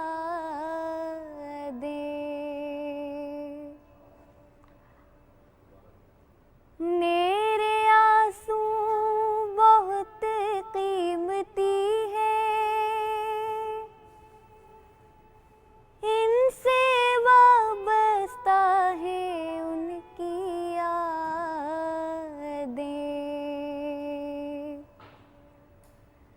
इनकी मंजिल है खाके मदीना, इनकी मंजिल है खाके मदीना।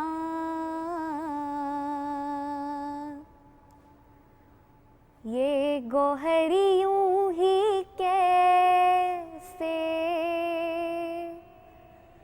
लौटा